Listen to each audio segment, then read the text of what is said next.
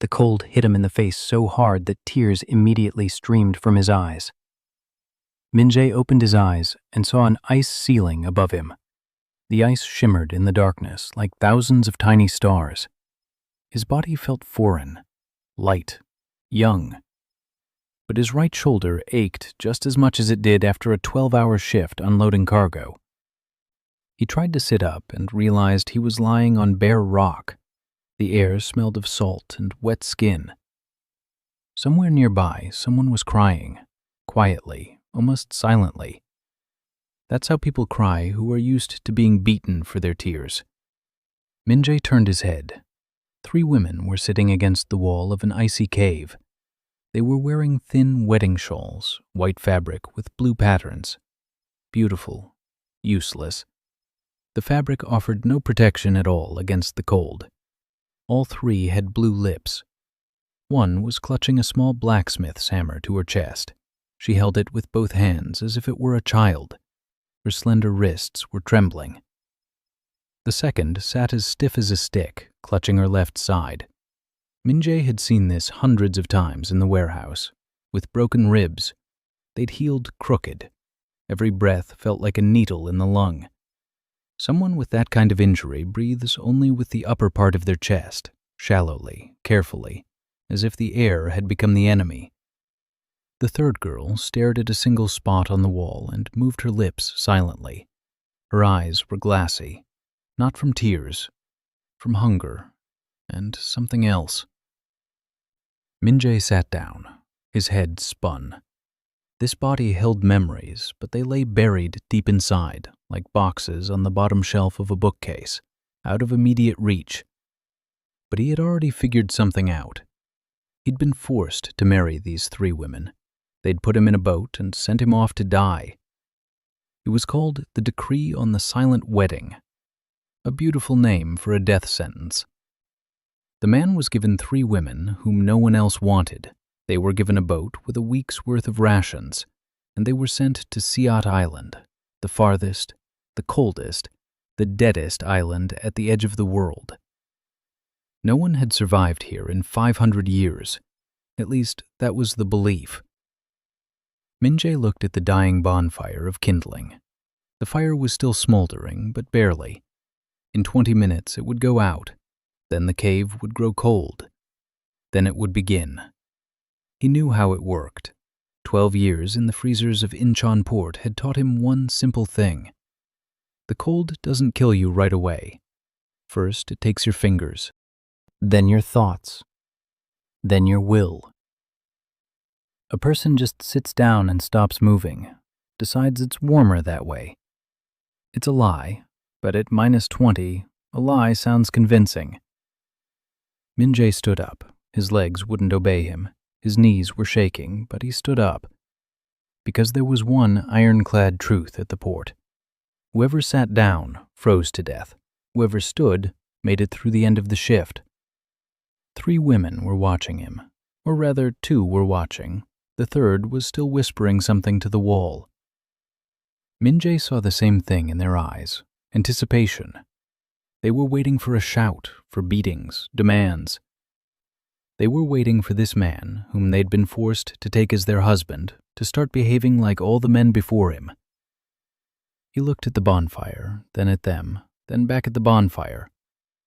And he said the first thing that 12 years of port shifts had hammered into him. "All right, crew. Warmth is more important than pride right now. Let's move closer to the bonfire. Closer, tighter. Whoever has ribs, move to the center so the draft doesn't hit you. Whoever has the hammer, don't be afraid. No one's going to take it away from you. My name is Minjae. I don't know where we are, but I do know that if we don't warm up now, by morning there will be 3 of us left, or 2. Let's say 4. Silence. The wind outside the cave wall howled like a hungry beast. The fire crackled. The woman with the hammer looked up.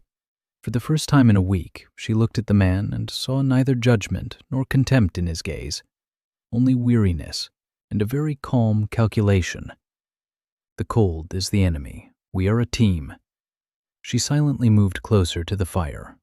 Minjae took off his outer cloak, the only warm thing he was wearing, and laid it on a rock by the fire. Then he pulled a knife from his wedding sash, the only piece of metal among the 4 of them.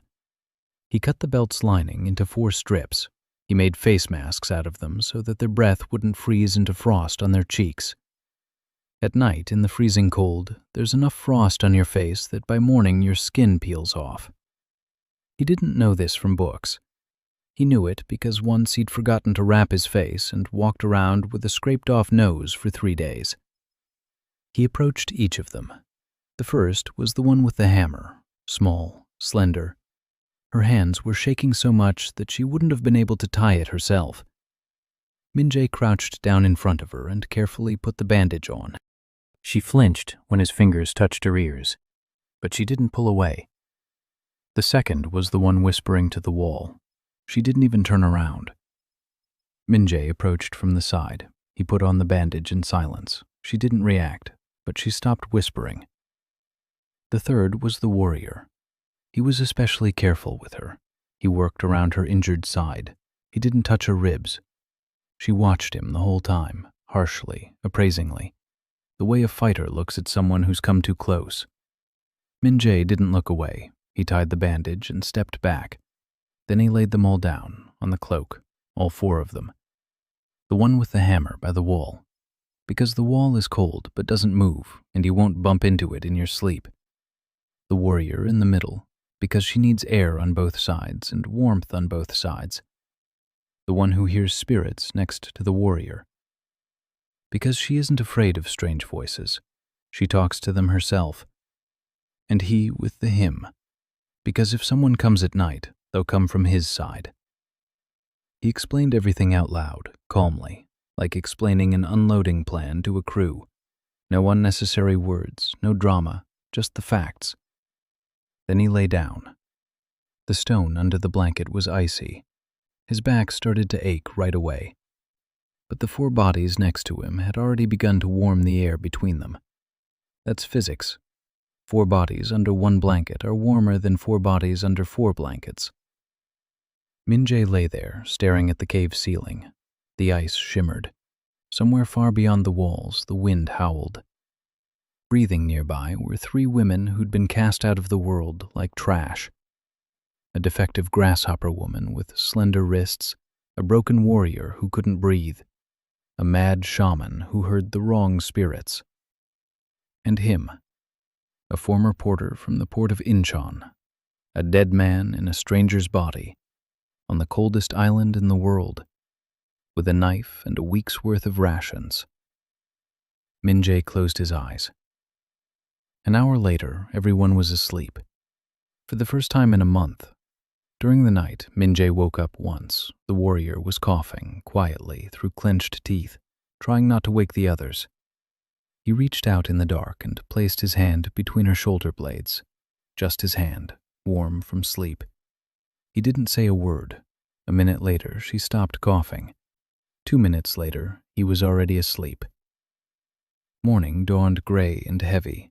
Light seeped into the cave through a narrow opening. Min-jae was the first to open his eyes, out of habit. 12 years of waking up at 5 in the morning are erased even by death. He got up carefully so as not to wake the others. He walked to the exit and stopped. Where the shaman's head had lain that night, a small white flower was pushing its way up through the ice.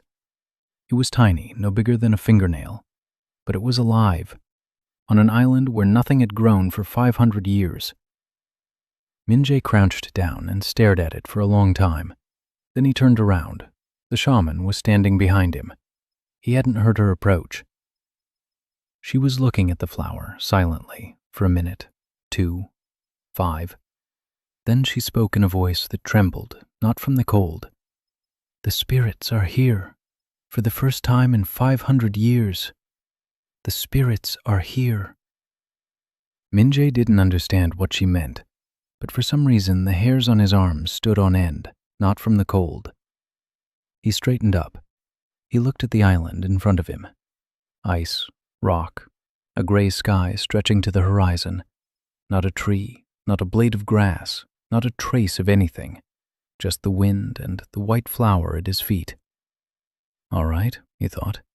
So let's get to work. He went back into the cave. He woke the others. He lit a fire with the last few twigs. He placed a tin cup filled with water melted from the frost on the wall, on the rocks by the fire. The water was murky, salty, but hot. He divided it into 4 portions. He handed them out. The warrior took her share in silence. The blacksmith nodded without looking up. The shaman was still standing at the entrance, staring at the flower. Minjae walked over to her and placed the bowl in her hands. She flinched. She looked at him, then at the water, then back at him. He said simply, "Drink, then you'll tell me." She drank. Minjae sat down by the fire and began to think. They had rations left for 5 days. There was water, but only from the frost, and it was brackish. He won't last long on that. There's no firewood. The kindling from the boat they'd been burning would run out today. As far as the former owner of this body could remember, there was nothing on the island. Rock, ice, a pebble-strewn shore, the sea, which in winter was covered with a crust of ice near the shore. And the wind, always the wind. Minjae closed his eyes. At the Incheon port, there was freezer number 7, -25, the coldest one. Newcomers would go in there and beg to come back out after 10 minutes. Minjae had worked in it for 6 years, and he survived not because he was stronger, but because he understood one thing. Don't think about the cold. Think about the kettle. Think about where the boiling water is, where the people are, where the next source of warmth is. And let the cold wait its turn. He opened his eyes. That's what he said out loud. 3 women looked at him.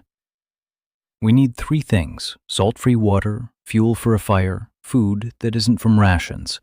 Everything else can wait. The warrior looked at him with an expression he'd already learned to read, a mixture of contempt and faint hope. She asked coldly, "And where are you going to get all that?" Minjae shrugged. I don't know yet, but I know that sitting here won't get us anywhere. I need to scout the area. I need to go around the island and figure out what's here." The warrior snorted. She was about to say something sharp, he could tell by the way she took a breath. But for her, taking a breath meant breathing in deeply. And she couldn't breathe in deeply. Her ribs wouldn't let her. She started coughing. Minjae waited. He didn't flinch. He didn't rush to help. He already understood that this woman would rather die than accept help from someone she didn't respect. When the coughing subsided, he said calmly, "You're coming with me." Not far, to the shore and back. "I need your eyes. You're a warrior. You see what I don't see." It was true, but not the whole truth. He also needed to watch how she moved, to understand just how bad her ribs were, to formulate a plan in his head. Like a porter plans how to unload a crate. First, you look at the crate, then you decide where to start. The grasshopper stayed by the fire, keeping it going. The shamaness stayed at the entrance, watching the flower. Minjae and the warrior went outside. The island struck their eyes with its whiteness. Snow and ice stretched from the shore to the horizon. The wind cut into his face, even through his bandage. The warrior walked straight ahead. Her back was as straight as a steel rod. Every step was a struggle through the pain. Minjae could tell by the way she placed her left foot slightly shorter than her right so as not to sway her torso to the left, to avoid jabbing her ribs. She was making up for 3 years. Her body had adapted to the injury. The muscles on the right side of her back were strained. Those on the left barely worked. Another year and her lower back would give out. He didn't tell her that, not yet. They reached the shore in 20 minutes. The shore was rocky. The pebbles were gray and flat. A strip of frozen surf ran along the edge. The ice near the shore was thin. Further out to sea, it was thicker. Minjae crouched down and looked at the surf line. Trash, seaweed frozen into the ice, pieces of wood, chunks of rope, something dark and long that looked like a bone. He pulled a clump of seaweed out of the ice. He sniffed it. Seaweed, frozen but not rotten. It was food.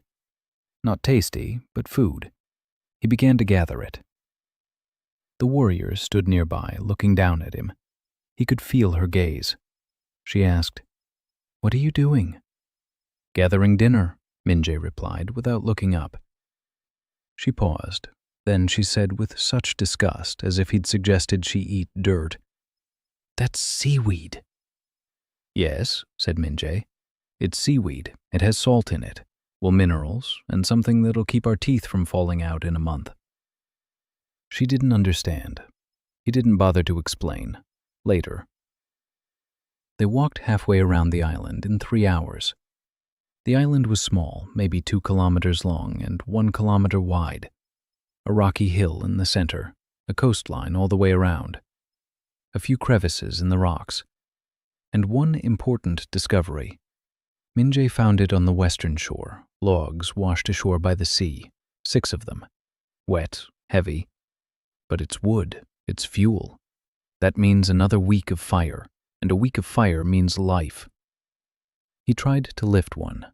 His body was weaker than he was used to, but the technique remained the same, using his back, not his lower back, his legs wider, center of gravity lower. The log gave way. The warrior watched. Something in her eyes had changed. Not respect, it was far from respect, but surprise. She was used to men who either gave orders or complained. This one silently lifted the log and carried it toward the cave. She picked up the second one. Minjay turned around. She was following him with a log on her right shoulder. On her right, because she couldn't use her left, her ribs. He wanted to tell her not to, that she'd wear herself out, but he looked at her face and kept quiet. Everything had been taken from this woman. Her sword, her health, her family, her honor.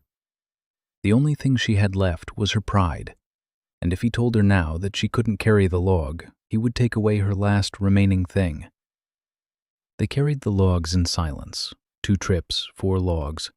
Minjay decided to bring the remaining 2 tomorrow.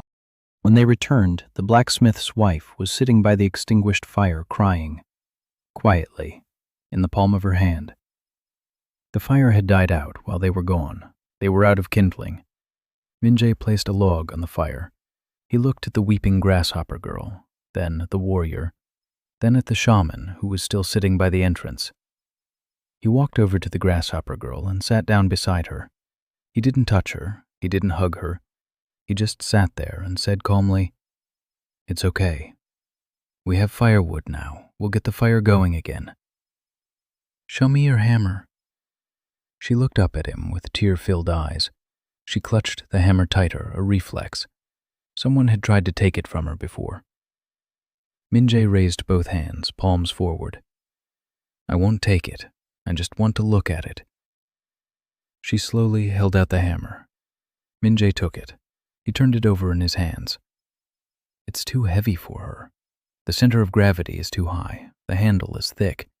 It's made for a man's hand, for a large hand. Yuna had struggled with this hammer her whole life, not because she didn't know how to forge, but because the tool wasn't made for her. Minjay returned the hammer. He said, "It's a good hammer, but it's not yours. We'll make one just for you." She blinked. She didn't understand. He didn't explain. Later. Right now, the fire. Minjay lit a fire with the logs they'd brought. The wood was wet and took a long time to catch. He used the last of the dry kindling to get it going. The knife struck a spark from the flint. The smoke was acrid and harsh, but the flames caught. The cave began to warm up. Minjay set down a bowl of water. He tossed the seaweed they'd gathered into it. It swelled and turned into a broth. Green, salty, unpalatable. But it was hot. He poured it out among the 4 of them. The grasshopper drank her portion with both hands. The warrior drank slowly. Every sip was a struggle for her. The shaman took her bowl and, for the first time that day, sat down with the others by the fire. She looked at Minjay with a long, inscrutable gaze. Then she said quietly, Minjay greeted his second morning on the island with a sore back and a clear head. He woke up earlier than anyone else. He lay there, listening to the breathing of the 3 women beside him. Yuna, the blacksmith, breathed evenly and quietly. Curled up in a ball against the wall, she clutched her hammer to her chest, even in her sleep. The warrior, Hari, breathed shallowly and lightly. In her sleep, her body instinctively followed the rhythm of her ribs. It wouldn't let her breathe any deeper than necessary. The shaman, Charon, lay on her back, motionless, as if dead, only a barely perceptible movement of her chest. Minjay quietly got to his feet. He made his way to the cave's exit. The white flower was still growing from beneath the ice. It had grown a little larger than yesterday, or so it seemed to him. The morning was gray, the wind had died down, the temperature had risen by a couple of degrees. That's good. Minjay stood there and thought. He arranged his thoughts like boxes on a pallet, row after row. First, rations, enough for 4 days, grains and dried meat, not enough. Second, water. The frost on the walls yields maybe 1 glass a day per person. Not enough. He needs to find another source. Third, warmth. There are logs, enough for a week, but a week will pass. Fourth, people. 3 women, each broken in her own way, each expecting the worst from him. That means every action he takes will be a test, not with words, with actions. At the port of Incheon, he worked with 30 guys every shift. Half had criminal records, a third were on a drinking binge, all of them angry, all of them exhausted. The foreman taught him one rule: don't tell people what to do. Show them what you do. The rest will follow. Minjay returned to the cave. He built a fire. He put water on to boil. He took a handful of grains from his ration, a small handful, enough for 1 meal for the 4 of them. He poured it into a bowl of water. He added some frozen seaweed. The porridge turned out runny, more like soup, but it was hot. By the time the food was ready, Hari had woken up. She sat up with a start. Her hand darted to her hip, to where her sword had been hanging. The sword was gone. Her eyes darted around the cave. Minjay hadn't moved. He was just sitting by the fire, stirring the porridge. Hari exhaled. She remembered where she was. Minjay Peg held out the bowl to her. She took it without a word. Then Yuna woke up, quietly, without moving. She just opened her eyes. She looked at the ceiling. She looked at the hammer in her hands. She made sure it was still there. Only then did she sit up. Minjay handed her a bowl. She accepted it with both hands. She whispered a word of thanks, barely audible. Charon was the last to wake up. Or perhaps she hadn't woken up at all. She lay there with her eyes open, staring at the ceiling. Her lips trembled. Minjay approached her. He set the bowl down beside her. He said, "Charon, food." She turned her head. She looked at the bowl, then at him. Then she said, "The spirits say there will be fish on the east shore today." Minjay blinked. Fish? On the shore? He didn't know how to react to that. In the world he came from, spirits didn't exist. In the world he'd ended up in, they were a reality. He decided to do what he always did when he encountered something he didn't understand at the warehouse. Don't argue. Check it out. "All right," he said. "Let's go to the East Shore." Hari looked at him as if he were an idiot. "You're going to look for fish based on what a crazy woman said?" Minjay looked at Hari, then at Charon. Charon flinched, a familiar gesture. She was used to the fact that the word crazy was followed by a punch, or a spit, or silence, which was worse than a punch. Minjay said calmly, "Hari, I don't know if she's crazy or not, but I do know that we're on an island with no food, and if someone says there's fish on the East Coast, it's easier for me to walk over and check than to sit here and argue." Hari clenched her teeth. She wanted to object, but his argument was ironclad. She fell silent. Minjay turned to Yuna. "Yuna, you stay here. Keep the fire going. If the log starts to die down, put this bark under it." He showed her a piece of bark he'd peeled off a log yesterday. She nodded silently. The 3 of them set out, Minjae, Hari, and Jae-rin. It took them about 40 minutes to reach the eastern shore. Jae-rin walked ahead confidently as if she knew the way. Maybe she did. Her spirit was guiding them. Minjae walked behind her, watching. She was the youngest of the three, 21-year-old, slender, pale. Her hair was long and tangled. She walked barefoot on the ice and didn't seem to feel the cold, or she was pretending not to feel it. Hari walked behind them all, watching their backs, a warrior's habit. Even with bruised ribs, even without a weapon, her body still remembered the drill. They reached the eastern shore. Minjae saw it and stopped. The sea had washed fish onto the ice near the shore, lots of them, about 20, large, silvery, frozen. They lay on the ice like a gift, as if someone had deliberately arranged them in neat rows. Hari stood and watched. She was silent. Minjae turned to Jae-rin. She was looking at the fish with an expression he couldn't read. He said, "Thank you, Jae-rin." She flinched, looked at him, confusion. He repeated, "Thank you. You were right." She opened her mouth, closed it. Opened it again. Her lips trembled. Minjae understood. 21 years. For 21 years, she'd been hearing the spirits and telling people what they showed her. For 21 years, people had told her she was crazy. No one had ever said thank you, not once. He didn't wait for her to cry. He turned back to the fish and began gathering them up. Work heals faster than words. This, too, was from the harbor. They carried the fish to the cave in 3 trips. Hari carried 4 at a time on her right shoulder, gritting her teeth. Minjae carried 5 at a time. Jae-rin carried 2. She couldn't carry anymore. Her arms were too thin. When they returned, Yuna was sitting by the burning campfire. The fire hadn't gone out. She'd managed. Minjae dumped the fish against the wall. 23 of them. He looked at them and began counting in his head. 23 fish. If filleted properly, the fillets could be salted in seawater. That would provide a 2-week supply. The heads and bones could be used for broth. The broth would last another week. The skin could be dried. Dried fish skin burns slowly and gives off heat. That's fuel. The guts can be frozen and used as bait if he finds a way to catch fish. 4 resources from a single fish.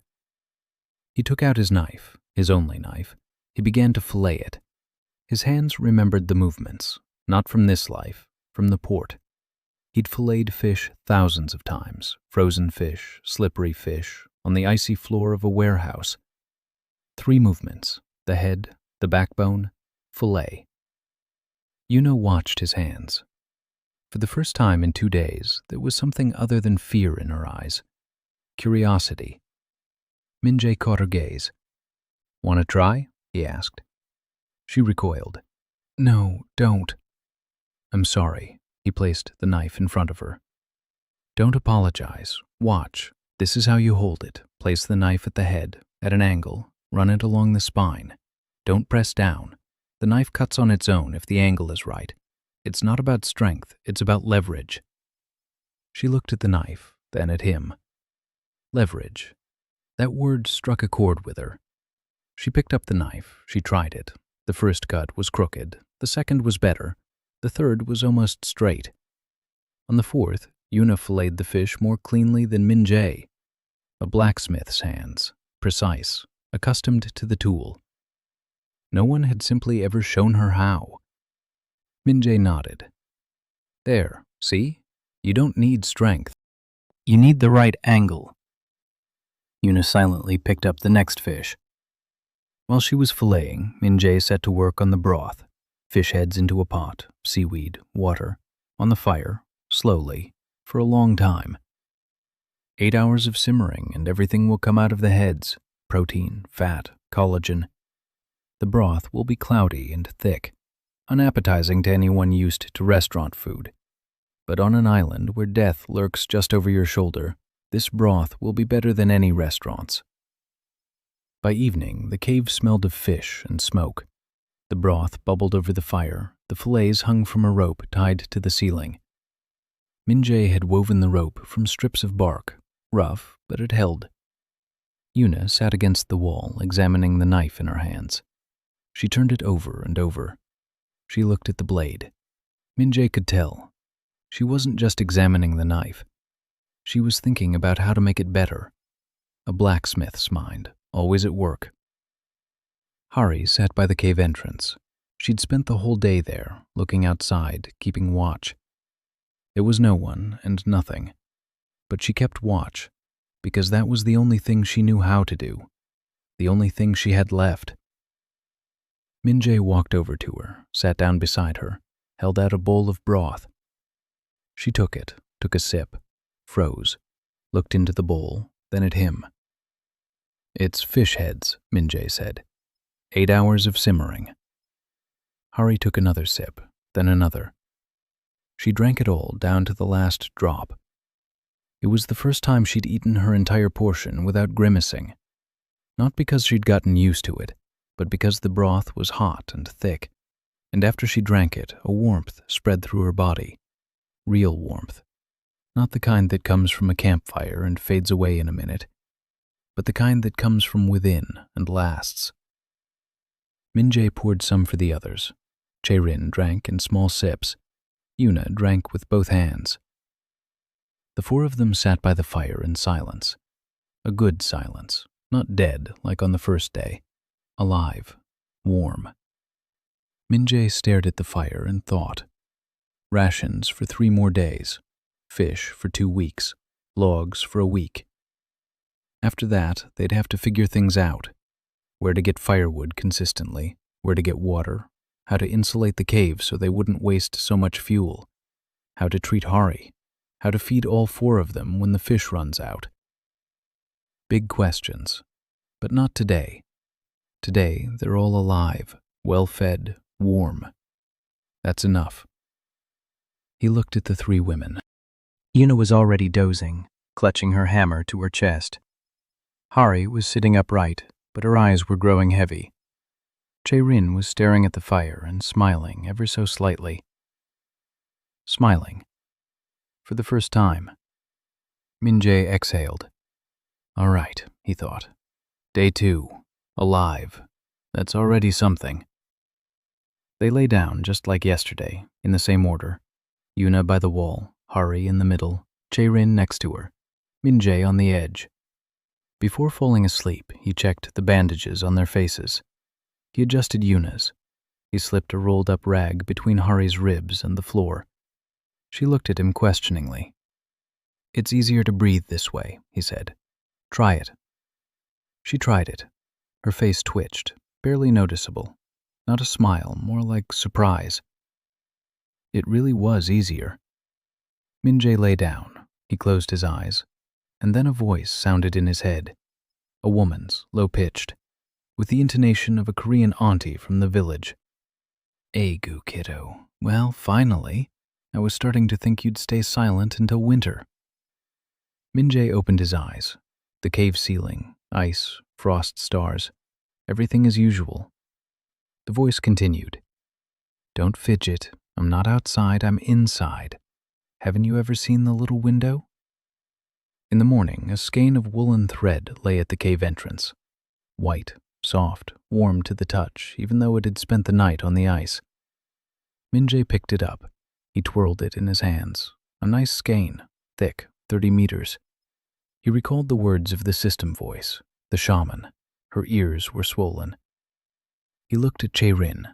She was sitting by the fire, warming her hands. Her ears were red, swollen. The skin on them was cracked. Another week and frostbite would set in, then necrosis, then deafness. Min-jae sat down next to her. He held out a skein of wool. This is for you. Wrap it around your ears. She looked at the wool, then at him. Where did you get this? I found it by the entrance this morning, he said. He hadn't lied. He just hadn't told her the whole story. Jae-rin took the skein. She tried to wrap it around her ears. Her hands were shaking. Her fingers wouldn't obey her. She didn't know how to knit. She didn't know how to wrap it. 21 years in the shamanic order, where they teach you to hear the spirits, but don't teach you how to tie a headband on your own head. Min-jae took the skein from her. He unwound a piece, folded it into several layers, wrapped it around her head, covering her ears. He tied it at the back of her head. It turned out crooked, rough, but warm. Chae-rin touched the headband with her fingers. Warm, she whispered. Min-jae nodded. From the remaining wool, he made 3 more headbands, one for Yoon's hands. The blacksmith's wrists were thin and froze first. One for Hari's neck. Her neck was exposed, and the wind blew against it every time she went out on guard duty. And one for his own knees. His knees ached from the icy floor at night. There was just enough wool for everyone, barely. The system knew what it was doing. Min-jae glanced once more at the panel in his head, a patch, 2 square meters of moss. Yesterday there was 1, so the second night had yielded another meter. He stepped out of the cave and looked around. At the entrance, to the right, on a rock where there had once been bare ice, moss was turning green.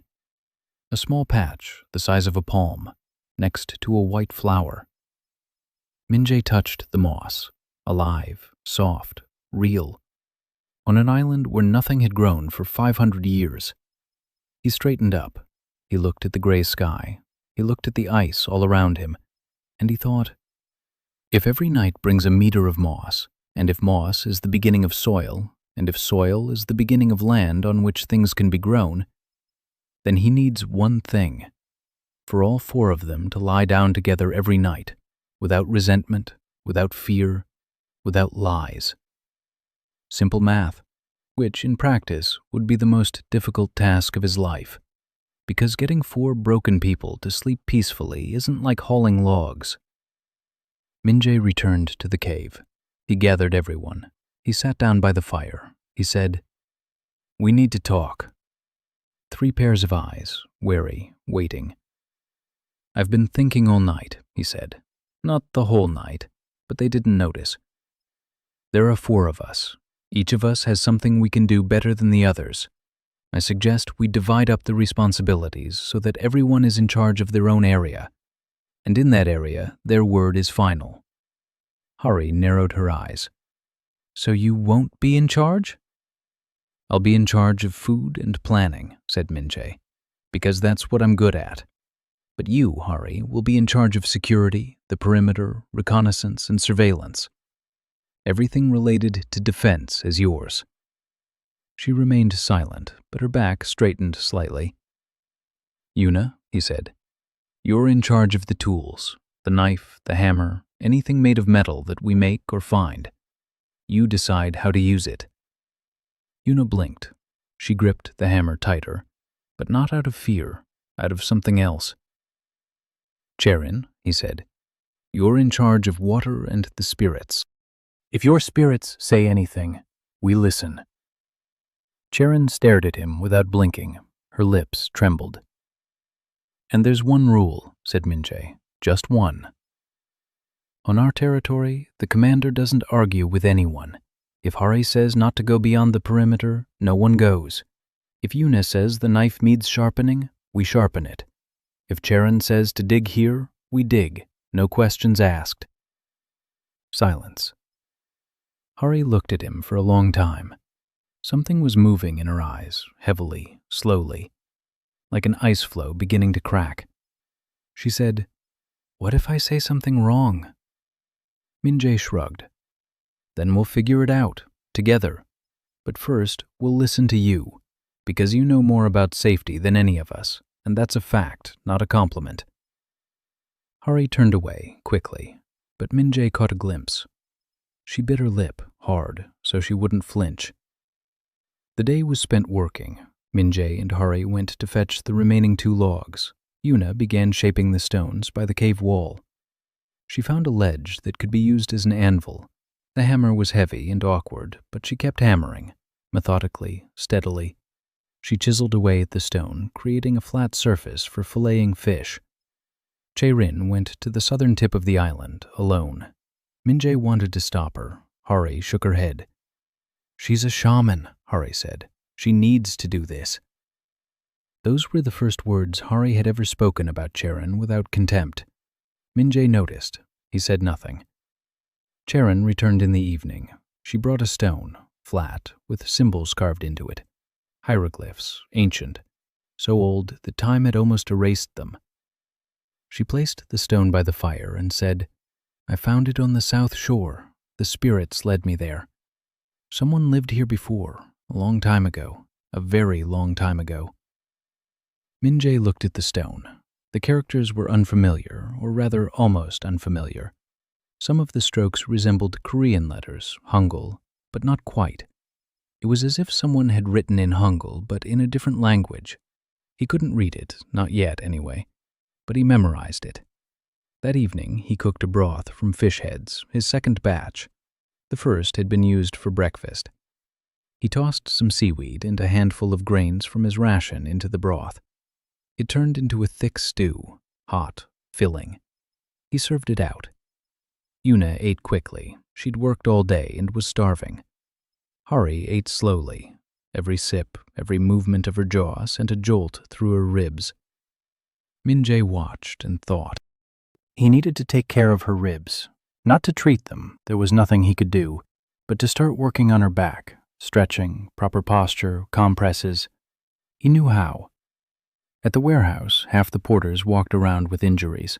Hernias, dislocations, strained backs. Min-jae had seen plenty of how the body works under strain, how it compensates, how it breaks down if the compensation isn't corrected. Hari had been compensating for 3 years. The right side of her back had taken over the work of the left. Her muscles had become overworked. Her spine began to shift to one side. Another year and the headaches would start, then numbness in her left arm. Then she simply wouldn't be able to stand up. But today wasn't the time. Trust was too low. If he told her right now to undress so he could check her back, he'd get a fist to the face, deservedly so. He has to wait. Give her time. Let her see that he's not lying, that he does what he promises, that he doesn't take away or demand anything, that he's simply there for her, day after day, plate after plate, bowl of broth after bowl of broth. After dinner, they went to bed, in the same order. Yuna, Hari, Chaerin, Min-jae on the edge. He placed a rag under Hari's side, just like yesterday. She accepted it silently, no questions asked. She'd already gotten used to it.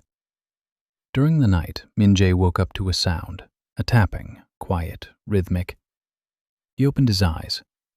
Yuna was sitting by the dying campfire, tapping a stone with a hammer, quietly, barely touching it. She wasn't working. She was practicing, in the dark, when no one could see. Because in the light, she felt ashamed that her blows were weak, ashamed that her wrists trembled, ashamed that she wasn't like her brothers who swung their hammers with full force, sending sparks flying with every blow. Min-jae watched. She didn't know he was awake. A blow, another, quiet, precise. A week had passed. 7 nights under the same roof, 7 dawns with gifts from the system, a skein of wool, a chunk of salt, 3 seeds of an unknown plant, a scrap of fishing line, a flint and iron fire starter, a bone needle, a wooden spoon. Every morning, Min-jae was the first to get up and head for the exit. Every morning, he found a crumb. Every morning, the moss around the cave spread another half-meter. Within a week, the patch of moss had turned into a green island the size of a small room. The white flower had grown larger. 2 more had sprouted next to it. The system was working. But Min-jae noticed something else. The patches of soil were growing unevenly. The first 3 nights, growth was rapid. The 4th night yielded almost nothing. The 5th, too. The 6th brought another surge. He recalled the description of the system. Simply lying next to it yields 1 square meter of moss. A genuine, conflict-free sleep yields 1 square meter of black soil. The 4th night. What happened? Min-jae remembered. The 4th night. Yuna and Hari had a fight over a knife. Yuna wanted to sharpen the blade on her anvil stone. Hari said she needed the knife to cut up their catch. Yuna said she'd cut herself with a dull knife. Hari said she wouldn't take orders from a blacksmith's wife. Yuna fell silent. She lay facing the wall. Hari lay with her back to everyone. Rin lay between them as if between two walls of ice. Min-jae didn't intervene. He didn't know how. Back at the port, arguments were settled simply. The foreman would say, "Both of you shut up and get to work." It didn't work that way here. Here, years of pain lay behind every word. Yuna remained silent because she was used to her opinion being worthless. Hari snapped back because she was used to the fact that if she didn't snap back, she'd be crushed. Both were right, both were wrong, and both went to bed feeling hurt. In the morning, the moss hadn't grown. The system hadn't failed. She could feel it. Min-jae sat by the fire and thought. The 5th day, Yuna and Hari weren't speaking. Yuna worked in silence. Hari stood guard in silence. Rin walked back and forth between them, not knowing where to go. Min-jae was cooking broth and thinking. By the evening of the 5th day, he had made a decision. He gathered everyone around the campfire. He poured out the broth, and he said, "Yuna, you were right that the knife needed to be sharpened. A dull knife is more dangerous than a sharp one. That's a fact." Yuna looked up. "Hari, you were right that we need a knife every day. Without it, we can't fillet the fish. That's a fact, too." Hari stared at her bowl. "The problem isn't the knife," said Min-jae. "The problem is that we have only one knife for the 4 of us. And I should have figured that out sooner, not you, me, because planning is my job. And I screwed up." Silence. They hadn't expected that. No one in this world had ever heard a man say, "I screwed up." A man in the world of Bexol Guk never makes mistakes. He's either right or he beats whoever thinks otherwise. Min-jae continued. "Tomorrow, Yuna and I will make a second knife, from a fish bone. It'll be used for filleting. The steel knife will remain our work knife and will be sharpened every other day. I'll draw up the schedule. Yuna sharpens it. Hari uses it. No one takes it from anyone else." Yuna blinked. Hari remained silent. Min-jae looked at both of them.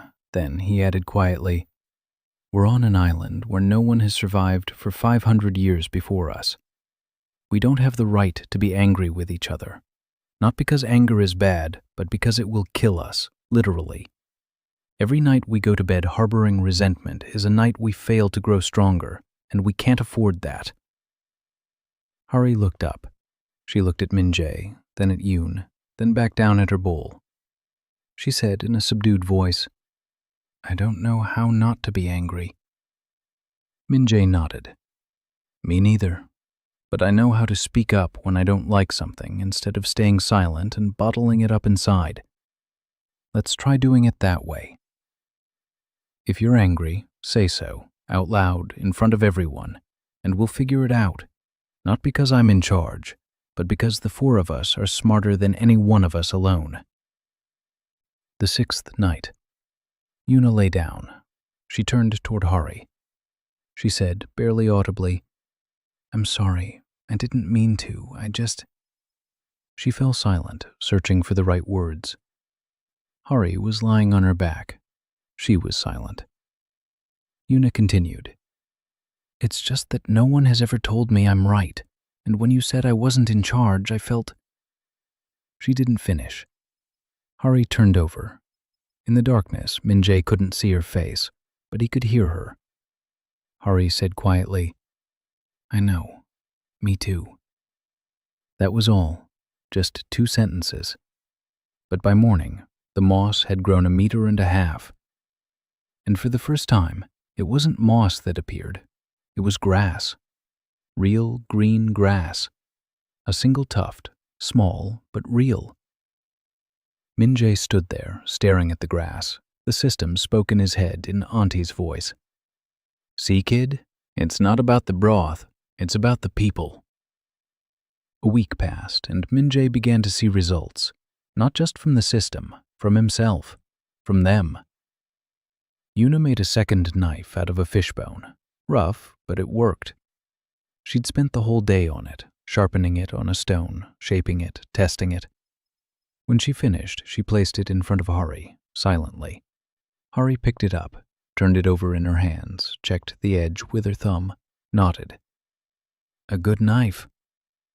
Yuna turned away, but Min-jae saw it. The corners of her lips twitched. Hari began to walk around the island every day, morning and evening. She mapped it out in her head.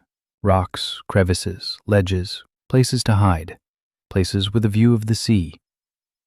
They couldn't walk fast, her ribs wouldn't let her, but she walked, every day, along the same route, like a sentry on a fortress wall. On the 5th day, she came and told Min-jae, "There's a clearing on the northwestern cape, flat, sheltered from the wind by a cliff on 3 sides. If we build a wall on the 4th side, it'll make a courtyard." Min-jae looked at her. "A courtyard for what?" Hari shrugged. "For training, or for—" She fell silent. "For life," said Min-jae. She didn't answer, but he understood. Hari was already thinking about the future, not tomorrow, the future. That was more important than any knife or any fish. Jae-rin went to the southern shore every day. She talked to the spirits. She brought back news. On the 3rd day, she said there was a stream under the snow on the eastern slope. The water was fresh. It flows from beneath a rock. It doesn't freeze because it comes from deep underground. Min-jae went to check it out. He found it. A thin trickle of water from a crack in the rock. Cold, clear, fresh. He tasted it and almost cried. Fresh water, not salty, not from frost. Real, fresh water. He hauled over every container they had, 2 tin mess kits from their rations, some bowls, and filled them all. He brought them back to the cave and set them by the fire. He brought it to a boil. He poured it out. Clean, hot, fresh water. They drank, and Min-jae watched their faces change. Yuna drank with her eyes closed. Hari drank in small sips and let out a short exhale after each one. Relief. Jae-rin drank and smiled. Min-jae drank and thought. Water, food, fire. The 3 essentials. All 3 are here. Shaky, unreliable, but they're here. Now for the next level, shelter. The cave is temporary. It's cold, damp, dark.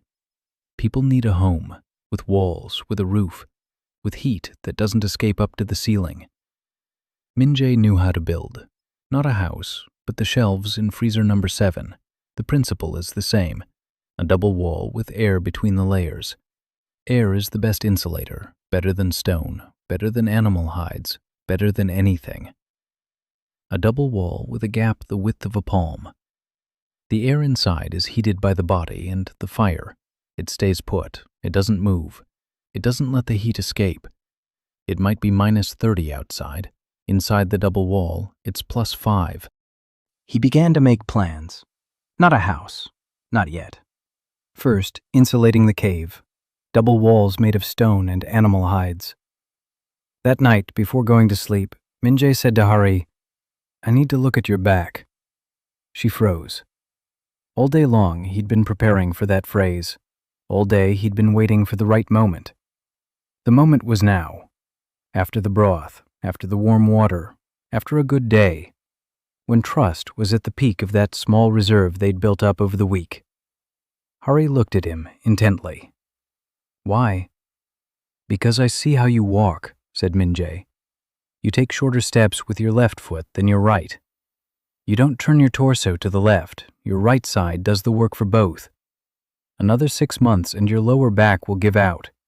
I'm not a doctor, but I've spent 12 years watching people break down from improper strain, and I know how to stop it." Hari was silent. Yuna and Jae-rin were too. Everyone was watching.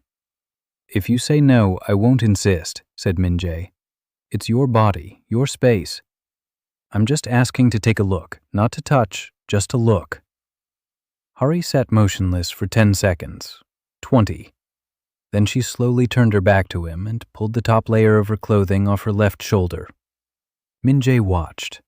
The ribs on the left, the second and third, fused at an angle, visible even through the skin. The muscles around them were taut as ropes. Her back was curved. The right side was strained. The left was almost atrophied. 3 years of compensating. Her body had survived, but the price had been monstrous. Min-jae exhaled. He said calmly, "Hari, your ribs aren't hurting. Your ribs have fused together, crookedly, but they've fused. Your back is hurting. For 3 years it's been carrying the load for both of you. It's tired. We'll work on your back, not your ribs. Breathe, stretch, every day, for half a year, not any faster." Hari pulled her clothes back on. She didn't turn around. She asked in a muffled voice, "And what good will that do?" Min-jae replied, "You'll be able to take a deep breath again." Silence, a long one. Hari said, "All right." Just one word, but Min-jae heard everything in it.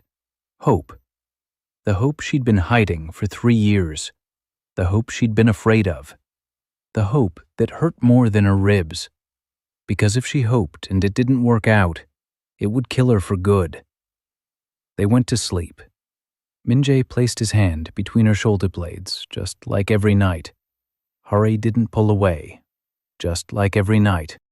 In the morning, the moss around the cave had grown another meter. A small gift from the system lay at the entrance, a bundle of dried herbs. Min-jae picked it up. He sniffed it. Mint, or something very similar to mint. He looked at Hari, who was still asleep. A compress, a mint compress, hot, for her back. The system knew. The third week on the island, Min-jae stood at the cave entrance and watched what was happening around him. Moss covered an area the size of a small yard, green, thick. Grass was pushing through the center of the moss. Not just one tuft like a week ago, but a dozen. There were now 5 white flowers. They grew in a ring at the entrance. Every morning, after every peaceful night, the earth reclaimed bending a little more ground from the ice. Min-jae counted. 14 nights. Not all of them had been perfect. 3 nights yielded minimal growth. Those were the nights when someone went to bed feeling resentful, or when Hari couldn't sleep because of the pain and was angry at herself for her weakness, or when Chae-rin whispered in her sleep and woke the others. But 11 nights were genuine. 11 nights when 4 people slept side by side and none of them lied or felt afraid. 11 scraps of land, 11 drops of health. Min-jae could feel his body changing. Muscles that his former host hadn't had began to emerge. His arms grew stronger, his shoulders broadened. His body was recalling 12 years of physical strain. No, it wasn't recalling. It was rebuilding itself. According to the blueprints Min-jae had brought from his past life, Yuna's wrists were strengthening, millimeter by millimeter. Her bones were getting denser, her ligaments were getting stronger. She didn't notice it, but Min-jae could tell by the way she held the hammer, more confidently, more quietly, without a tremor in her fingers. Hari's back was starting to loosen up. They stretched every morning, 20 minutes. Min-jae demonstrated the exercises, slow, smooth, no sudden movements. Breathe in through the nose, exhale through the mouth. Stretch the right side, relax. Breathe with the left lung, slowly, deeper, even deeper. A millimeter more every day. Hari hated stretching. For a warrior, it was humiliating. A real warrior trains with a sword, not lies on the floor and breathes. But she did it, every day. Because after stretching, it didn't hurt for 2 hours. 2 hours of normal breathing. It was worth the humiliation. The glassy gleam faded from Chae-rin's eyes. She ate 3 times a day. She slept at night. She talked during the day. Not just with spirits, with people. With Yuna about metal, with Hari about the weather, with Min-jae about everything. She was smarter than she seemed, much smarter. It was just that 20 years of hunger and loneliness had driven her mind into such depths that it was hard to resurface. But she did, every day, piece by piece. Min-jae worked on the cave. He began building double walls. The principle was simple. Gather stones, lay the inner wall a palm's width away from the cave wall, fill the gap with dry grass. There wasn't much of it yet, so the first section of the double wall was small, 2 meters, but the difference was enormous. In the corner where the double wall stood, the temperature was 5 degrees higher. 5 degrees. In this climate, exactly 5 degrees meant the difference between life and death. Una helped with the stones. She selected them by size. She chiseled them with a hammer. She fitted them together. The hands of a blacksmith, precise, patient. Min-jae watched her work and thought about the hammer, that new hammer he'd designed for her. Lightweight, with the right center of gravity, with a handle that fit her small palm. He needed material, iron. There was no iron on the island, except for what the sea washed ashore, rusty chunks, scraps, nails. He began collecting every piece of metal he found on the shore. He piled them up near the cave until he had enough. But someday he would have enough. On the 16th day, something important happened. Min-jae was cooking broth, the usual kind, fish heads and seaweed. Hari was sitting nearby, after her morning stretches, relaxed as Hari could ever be. Min-jae was stirring the broth when he suddenly stopped. He looked at the fish head in the boiling water, and it dawned on him. Fish fat. If he rendered the fat from the fish heads, he could use it as lamp oil. They'd already used seal fat. They'd found a dead seal on the shore on the 10th day. Min-jae scraped off the fat. He melted it. He poured it into a hollowed-out stone. He inserted a wick made of woolen thread. The result was a lamp. Dim, it stank, but it gave off light. Fish oil would be better, cleaner, less smelly, and most importantly, fish oil could be obtained constantly. There were fish. Every 3 or 4 days, the sea washed a new batch ashore. Charon said that spirits were driving the fish in. Min-jae didn't argue. He just gathered them. That evening, he melted the fish oil. He poured it into a stone dish. He inserted a wick. He lit it. The flame was steady, yellow. It had almost no smell. The cave was illuminated, not brightly, but it was enough to see each other's faces. Una looked at the lamp's flame, then at Min-jae, then back at the flame. "How do you do this?" she asked. "What exactly?" "All of this." She gestured toward the cave. "The double wall, the lamp, the broth made from the heads, the bandages, everything." Min-jae shrugged. "I'm not doing anything new. I just remember how it was for me, back where I'm from." Una tilted her head. "Where you're from? Where is that?" Min-jae paused. He hadn't told them about his past life, not because he was hiding it, but because he didn't know how to explain it.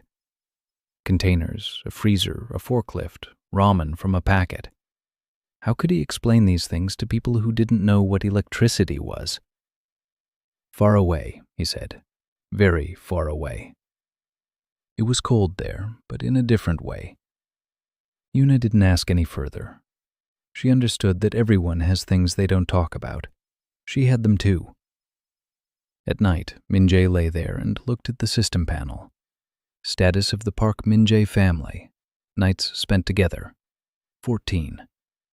Of those, quality nights, 11. Trust level. Average. Plot. 12 square meters, 8 moss, 3 grass, 1 earth. Earth. Min-jae reread it. 1 square meter of earth, real soil, black soil. Where? He went out in the morning and found it. In the center of the moss, right at the cave entrance, a small square of dark, soft soil. He crouched down, touched it, took a handful, brought it to his face. The smell. Earth. Real, living. Earth in which seeds can be planted. Seeds. Those 3 seeds the system had given him 5 days ago. He took them out of his pocket, small, dark. He didn't know what they were, but the spirits knew. Jae-rin was standing behind him, silent as always. "Turnip," she said. Min-jae turned around. The spirits say this is a turnip. It will grow in 2 months if the soil is warm. Min-jae looked at the seeds, then at the soil, then at Jae-rin. 3 turnip seeds, 1 square meter of soil, 2 months of waiting. This wasn't a vegetable garden. It was a promise that they would still be alive in 2 months, that they had something to eat, a reason to plant, that they had a future. He planted the seeds, carefully, a palm's width apart. He covered them with soil, watered them from the stream, and sat down nearby. Jae-rin sat down next to him. They silently gazed at the ground where 3 turnip seeds lay. Then Jae-rin said quietly, "Min-jae, this island..." "He's not dead." Min-jae looked at her. "He's sleeping. He's been waiting 500 years. He's been waiting for someone to wake him up." Min-jae didn't know how to respond, so he answered like a foreman, "Well then, let him wake up. We have a lot of work to do." Jae-rin smiled, for the second time in 3 weeks. On the 18th day, Min-jae began making a hammer for Yuna. He didn't tell anyone. He worked while Yuna went ashore to collect metal. From the sea iron they'd gathered, he selected 2 pieces. One was dense and heavy for the head, the other was long and thin for the counterweight. The idea came from the port, a balancing hook, a tool used to hoist heavy crates. It weighed half as much as a regular hook, but could hold just as much, because its center of gravity was shifted toward the working end. Its entire mass was put to work, nothing hung as dead weight. The hammer for Yuna was supposed to work the same way, light, but with a heavy impact point. All a blacksmith needed to do was aim it. The weight would do the work on its own. Min-jae wasn't a blacksmith. He couldn't forge the hammer, but he could shape the blank, shape it with a whetstone, fine-tune the form, and then give it to Yuna and say, "Here, finish it yourself. You know how." He carved the handle from a fin. The wood was dense, salty from the sea, sturdy. He planed it with a knife in the evenings when everyone was asleep. He shaped it to fit Yoon's palm. He knew the size. He'd seen how she held her old hammer, 4 fingers wrapped tightly around it, the thumb just above, the little finger right at the very edge, so the handle had to be thinner at the bottom and thicker at the top, the opposite of how they're usually made, because they're usually made for big hands. But Yuna's hands were small, and her strength lay not in her grip, but in her precision. On the 20th day, the hammer was almost ready. The head was shaped, the handle was carved. All that remained was to assemble it and to secure it. For that, he needed Yuna. Min-jae waited for the right moment. On the evening of the 20th day, after dinner, he placed the parts in front of Yuna, silently. She looked at them, then she picked up the head. She turned it over in her hands. She weighed it in her hand. Her eyes widened. She understood immediately. A blacksmith always understands what's in front of them. "The center of gravity is shifted forward," she whispered. "Yes," said Min-jae. "You don't need to strike hard. You need to strike precisely. It's not about strength, it's about leverage. The weight does the striking, you guide it." Yuna took the handle. She pressed it against her palm. She ran her fingers over the wood. Min-jae saw her hands tremble. Not from weakness, from something else. She looked at him. "This is for me," she said. "This is Yoon's hammer," Min-jae replied. "Not a woman's, not a weak one. Yoon's. It won't work for anyone but you, if you finish it, of course. I'm not a blacksmith, I just made the rough shape." Yuna took both pieces. She pressed them to her chest, just as she'd pressed the old hammer, but different. She'd held the old one close out of fear that it would be taken away. She held this one close because, for the first time in her life, she'd been given a tool made for her. Not a tool she had to adapt to, but a tool adapted to her. She cried, silently, for 10 minutes. Min-jae sat beside her. He said nothing. He didn't touch. He was just there. Hari watched from the doorway. Jae-rin sat by the fire and seemed to be crying too. That night, Min-jae lay there and listened. Yuna wasn't asleep. She sat by the fire and assembled the hammer, quietly, carefully. She fitted the head onto the handle, secured it with a strip of iron, wrapped it, tapped it, barely audible. Min-jae didn't interfere. This was her work, her domain, where she was in charge. In the morning, Yuna stood by the stone anvil, the new hammer in her hand, small, light, unlike any other hammer in the world of Pexel Gook. She lifted it. She brought it down. The blow landed precisely. A month on the island, 30 nights. 23 of them were productive. Min-jae looked at the system panel every morning and kept count. The patch of land around the cave had grown to 40 square meters. Half was moss, a third was grass. The rest was black soil. 3 turnip sprouts broke through the ground on the 5th day after planting, green, strong, alive. Jae-rin watered them every morning with water from the stream and talked to them. Min-jae didn't ask what she was saying. The cave had changed. Double stone walls covered 3/4 of the interior surface. The gaps were packed with dry grass and moss. The temperature inside had risen enough that at night they could sleep without face coverings. Min-jae made a sleeping area, a pit in the cave floor, half a hand deep. He lined it with stones. He filled it with dry grass. He covered it with a seal skin. 4 bodies lay in the pit. The heat flowed downward and stayed there. Not upward toward the ceiling, but downward toward the people. Physics, simple and foolproof. He rebuilt the hearth as well. Instead of a fire on the floor, there was now a stone structure. The stones were arranged in a semicircle.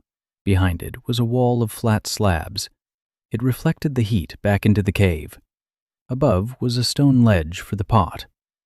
The smoke escaped through a slit in the ceiling that Min-jae had widened with a knife and a stone. Not perfect, it was smoky. His eyes watered for the first half hour. But then the draft evened out and the air cleared.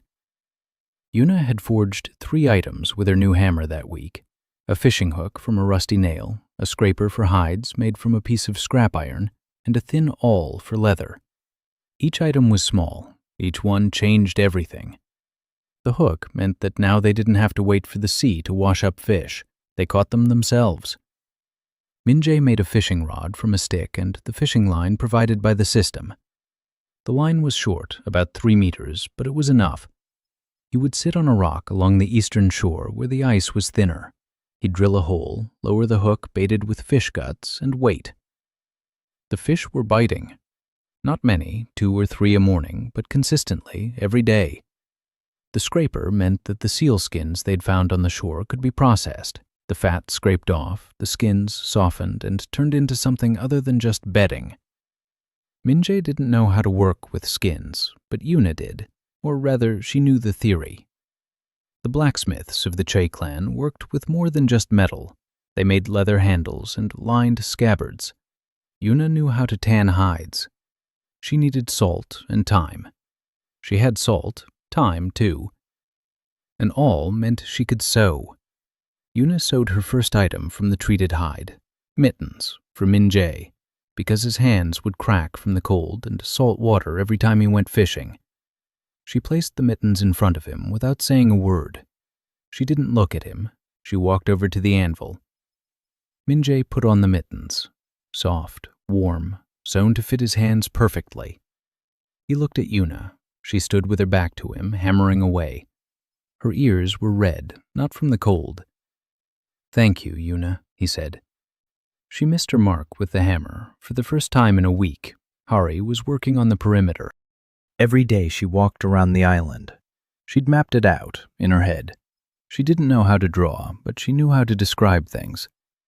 The northwestern cape, a rocky outcrop 3 times a person's height, a view to the west and north, a blind spot from the southeast, an approach over rocks.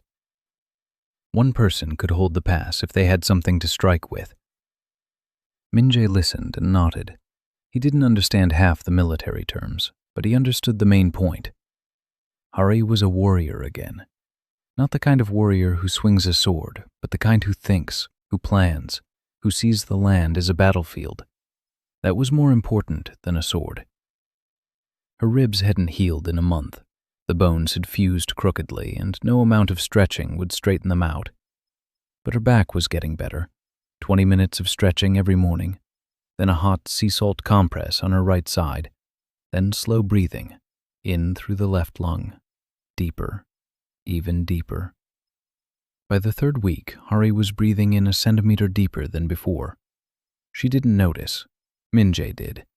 He could tell by the way her chest moved. Her left side had started working, just a little, a fraction, but it had started. He didn't tell her. It was too soon.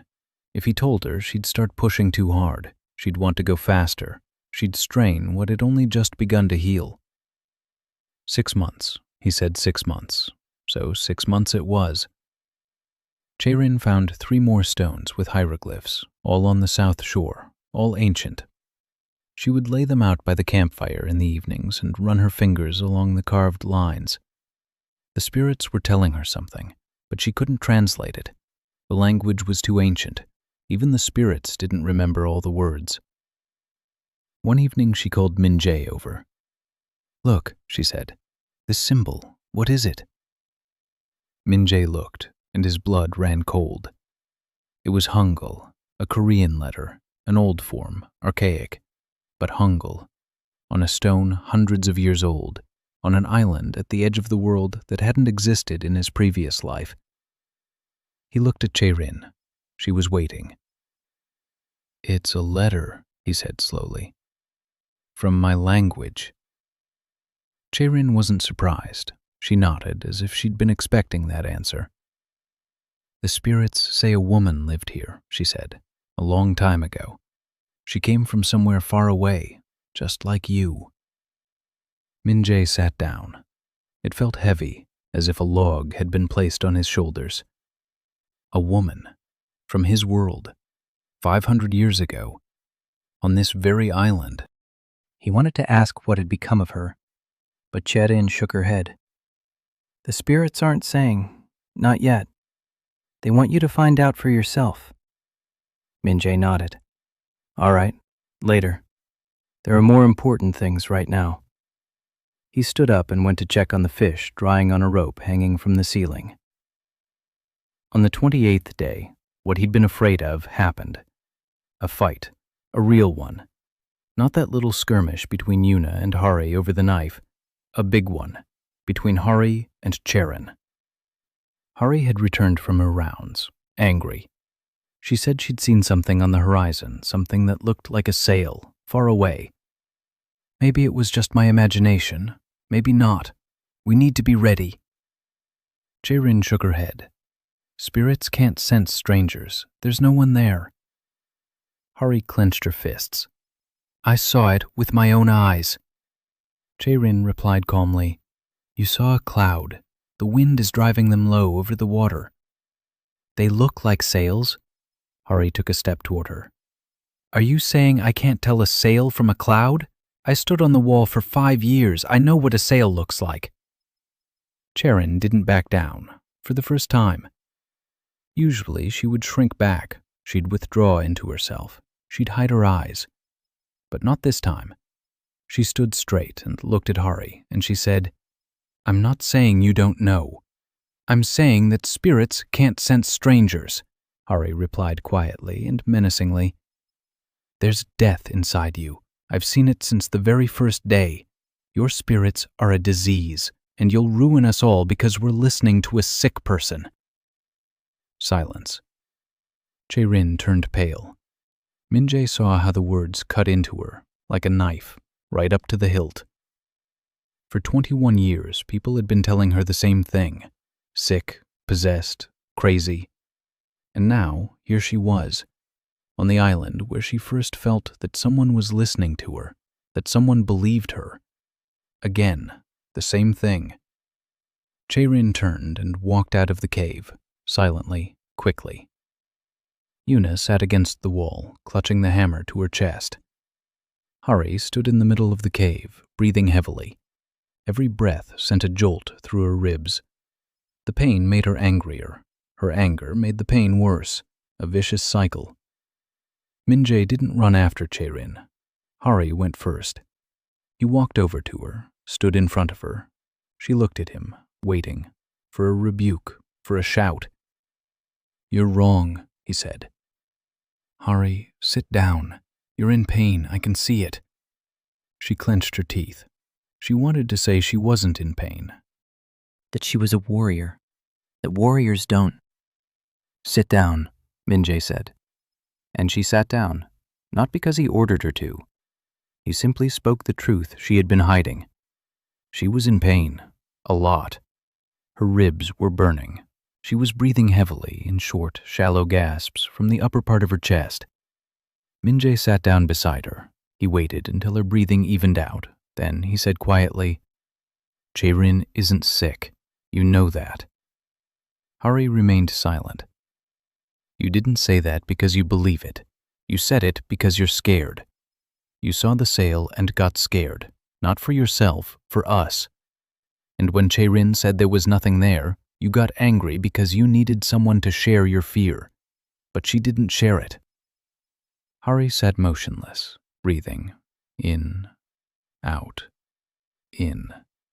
Minjae continued, "You're a warrior, Hari. You see danger before anyone else. That's your strength. But Jae-rin sees it too, differently, in her own way.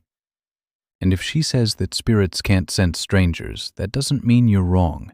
It means it's not dangerous. Maybe tomorrow it will be, and then we'll be ready because you warned us." Hari raised her head. "I told her something terrible." "Yes," said Minjae. "You did." Hari closed her eyes. She's not like that. I know she's not like that." Minjae nodded. He stood up and held out his hand to Hari. "Then let's go tell her that." Hari looked at his hand. Then she took it. She struggled to her feet. They found Charon on the southern shore. She was sitting by the rocks with the hieroglyphs, silently staring out at the sea. Her eyes were dry, glassy. That very same gleam Minjae had seen on the first day. The gleam of someone who had retreated into themselves and shut the door. Hari stopped 3 steps away. Minjae stepped back. This was between the two of them. Hari stood there. She was silent. Then she said, "Charon, She fell silent. The words wouldn't come. She didn't know how to apologize, never in her life. In the Kang military clan, an apology is a sign of weakness, and weakness means death. But here on this island, where death lurked around every corner, Hari suddenly realized one thing. Weakness isn't an apology. Weakness is when you hurt one of your own and pretend that's just the way it has to be. The second month began with fire. Yuna built a blacksmith's forge in 4 days. Minjae helped carry the stones. Hari found clay on the western slope, thick, rich, and perfect for plastering. Jae-rin led them to a spot where the clay lay close to the surface. The spirits had guided them. The forge stood at the entrance to the cave, outside, because inside carbon monoxide would kill them within an hour. Minjae explained what carbon monoxide was, though not in those exact words. He said that smoke from coal has no smell and is invisible, but if you breathe it in an enclosed space, you'll fall asleep and never wake up. Yuna looked at him as if he'd just saved her life, because she'd been planning to build the furnace inside the cave. The furnace was simple, a pit in the ground lined with stones. The walls were coated with clay. On top was a stone grate for the ingots. At the bottom was an opening for the air intake. Yuna made the bellows out of sealskin, fur, 2 pieces of skin sewn together with a wooden tube at the end. You press it and air flows into the furnace. The fire blazes up, the temperature rises. On the first day, Yuna simply burned charcoal and watched the flames. Minjae saw her face in the reflections. It had changed. It was the face of someone who had returned home. On the second day, she placed a piece of rusty iron into the forge, about the size of a finger. She waited for it to heat up. She removed it with tongs made of 2 sticks. She placed it on the anvil. She raised her hammer, a new one, lightweight, with its center of gravity shifted toward the striking end. She struck. The sound echoed across the island, clear, ringing, not a single unnecessary overtone. The blow landed perfectly. The metal yielded. Yuna struck again and again. 10 blows. The piece of rust had become a nail, smooth, straight, with a head. Yuna picked it up. She turned it over in her hand, set it down on a rock, looked at Minjae. He was standing there, staring at the nail. A single nail, small, a little crooked, to be honest. But the first nail made on this island in 500 years. Yuna said, "I need more iron." Minjae nodded. "He'll get some." He went to the shore every day. He collected anything made of metal, lusty debris, pieces of chain, nails, hinges. The sea washed them ashore bit by bit. Somewhere far away, ships sank, or fishing boats broke apart, or docks rusted away, and the debris floated across the ocean and washed up on the shore of Siat Island, the world's trash, which Yuna turned into tools. By the second week of the second month, she had made 20 nails, 3 knives of different sizes, 2 fishing hooks, a set of sewing needles, door hinges, which didn't exist yet, but they would. Minjae was building a house. Not in the cave, nearby, on the clearing that Hari had found, the northwestern cape. A cliff sheltered it from the wind on 3 sides. The 4th side needed to be built. Stones, clay, wood. There were plenty of stones. There was clay. There wasn't enough wood, only what the sea washed ashore. Minjae collected every stick, every scrap of board, dried them by the hearth, and set them aside. He kept track. He needed 20 logs for the frame, 30 planks for the walls, 10 for the roof. He had 6 logs and 4 planks. It wasn't enough. But he built. Every day, 1 stone at a time, 1 plank at a time, 1 nail at a time. The foundation, stone. 3 rows of flat stones set in clay mortar. Walls, double-layered, like in a cave. Only now, between the layers, there was not grass, but clay mixed with straw. Adobe. Minjae remembered that word from some movie he'd watched in a past life. Clay mixed with dry grass dries into blocks that retain heat better than stone. He molded the blocks, dried them in the wind, stacked them slowly. The wall grew by 2 or 3 rows a day. Hari helped, silently.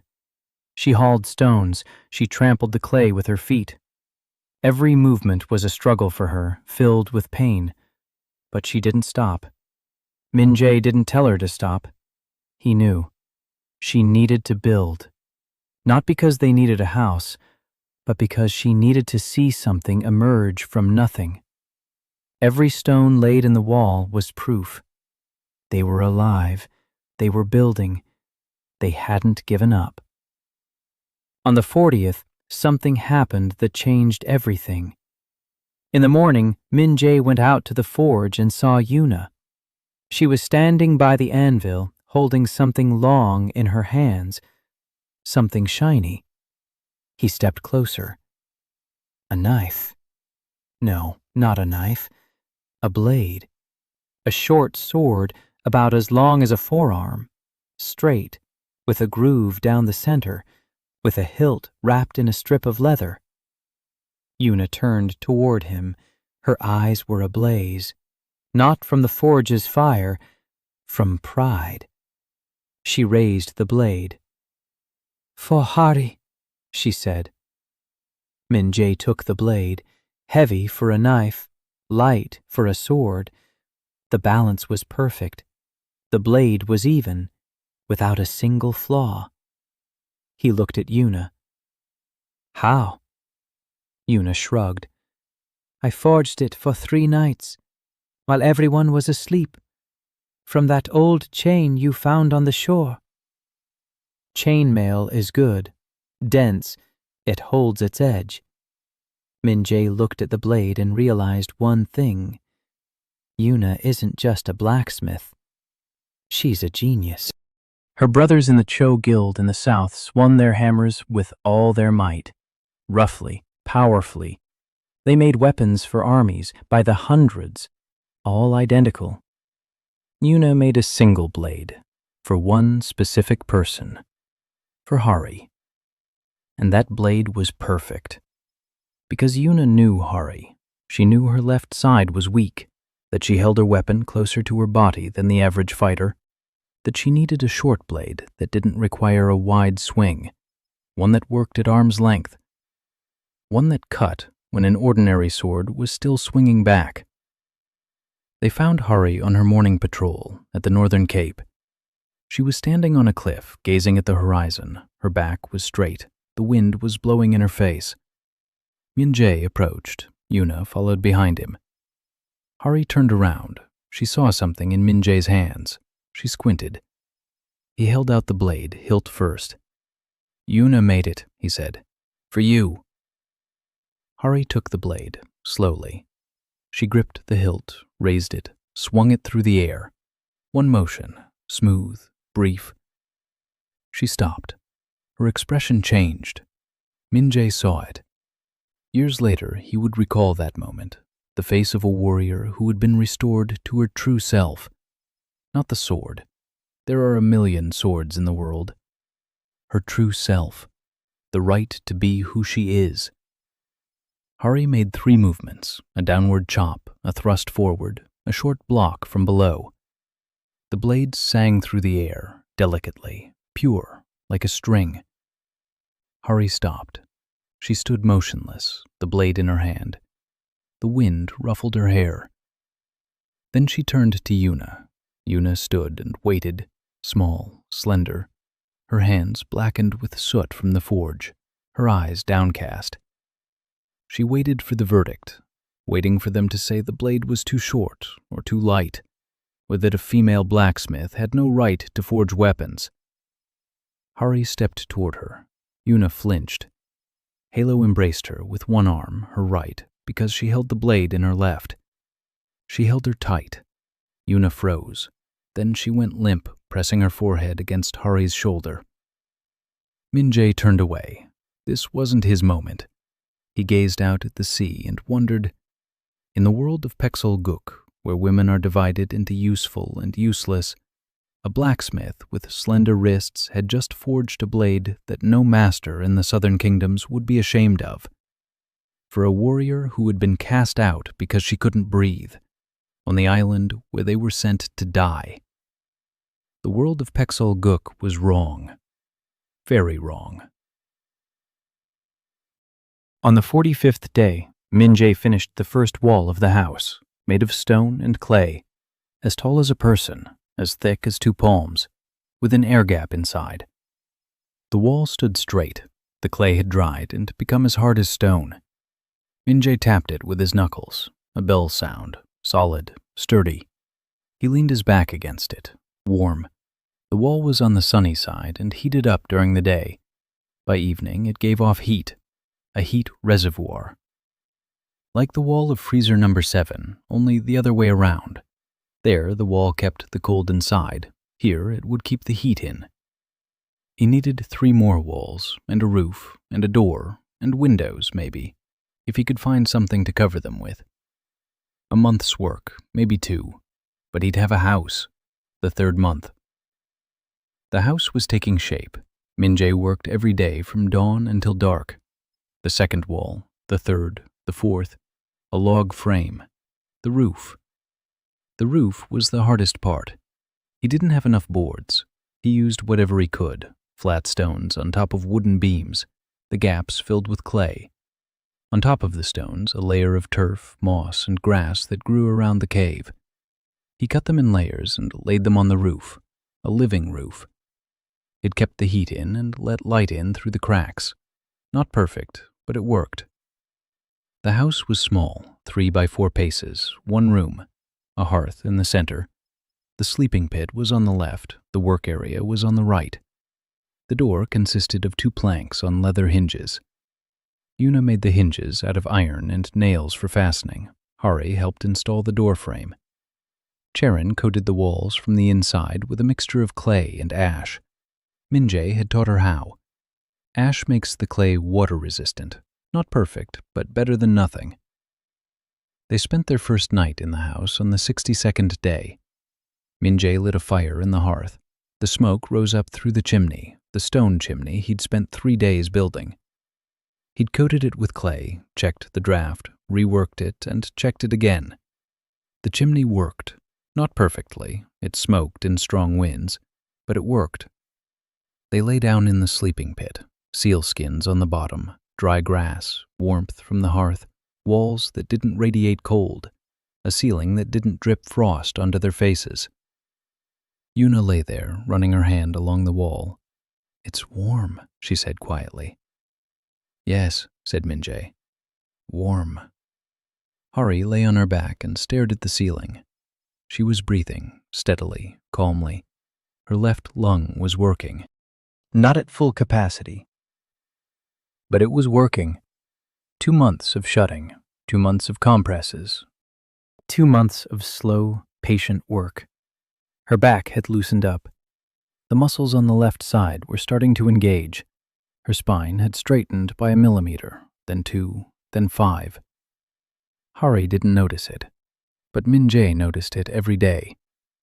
Jae-rin lay there with her eyes closed, smiling. "The spirits say the house is nice," she said. Min-jae chuckled. "Tell the spirits thanks, and tell them that if they can point me toward some glass for the windows, I'd be grateful." Jae-rin laughed, quietly, like a bell. It was the first time she'd laughed out loud. In the morning, the system gave a record-breaking plot, 5 square meters of black soil, all at once. Min-jae stood at the threshold of the new house and looked around. The black soil spread out from the walls in all directions. The moss receded, the grass grew thicker.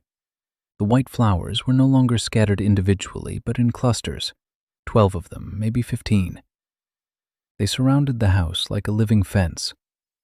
The system spoke in his aunt's voice. "Well, there you go, kid. You've got a house. Now it's for real." The drop was a record breaker too. Min-jae felt a wave of warmth wash over his body. His muscles swelled. They didn't bulge, they didn't become huge. They just became right, just as they had been in his prime at the port, when he could lift 200 kilograms off the floor and carry it up the gangway. That morning, Yuna picked up the hammer and froze.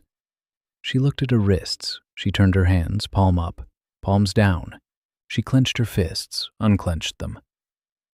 "They're not shaking," she whispered. Hari stepped out of the house and paused on the threshold. She took a breath, a deep one. Her chest expanded. The left side rose. Not all the way, but noticeably.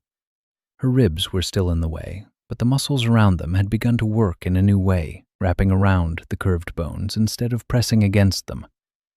Hari stood on the threshold and breathed. She just breathed. Min-jae saw her knuckles turn white. She was clenching her fists so tightly that her nails dug into her palms, not because of pain, because for 2 years she'd forgotten what it felt like to breathe. She didn't cry, but she stood in the doorway for 10 minutes without moving. Min-jae walked past her to the stream to get water. He didn't stop. He didn't look back. He didn't say a word.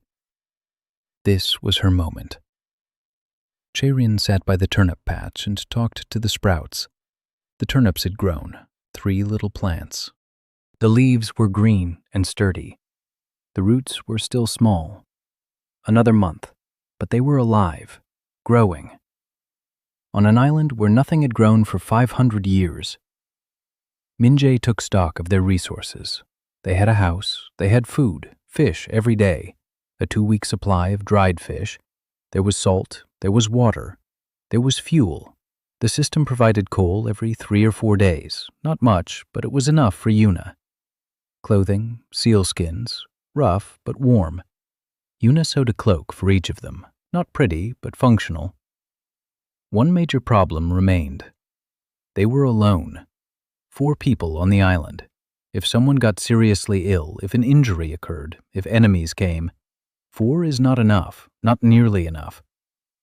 On the 73rd day, Jae-rin came from the southern shore and said, "There's a boat on the horizon." Everyone froze. Min-jae looked at Hari. Hari was already standing by the door with a blade in her hand. Her eyes were cold, focused. A warrior. Not a former warrior. A warrior.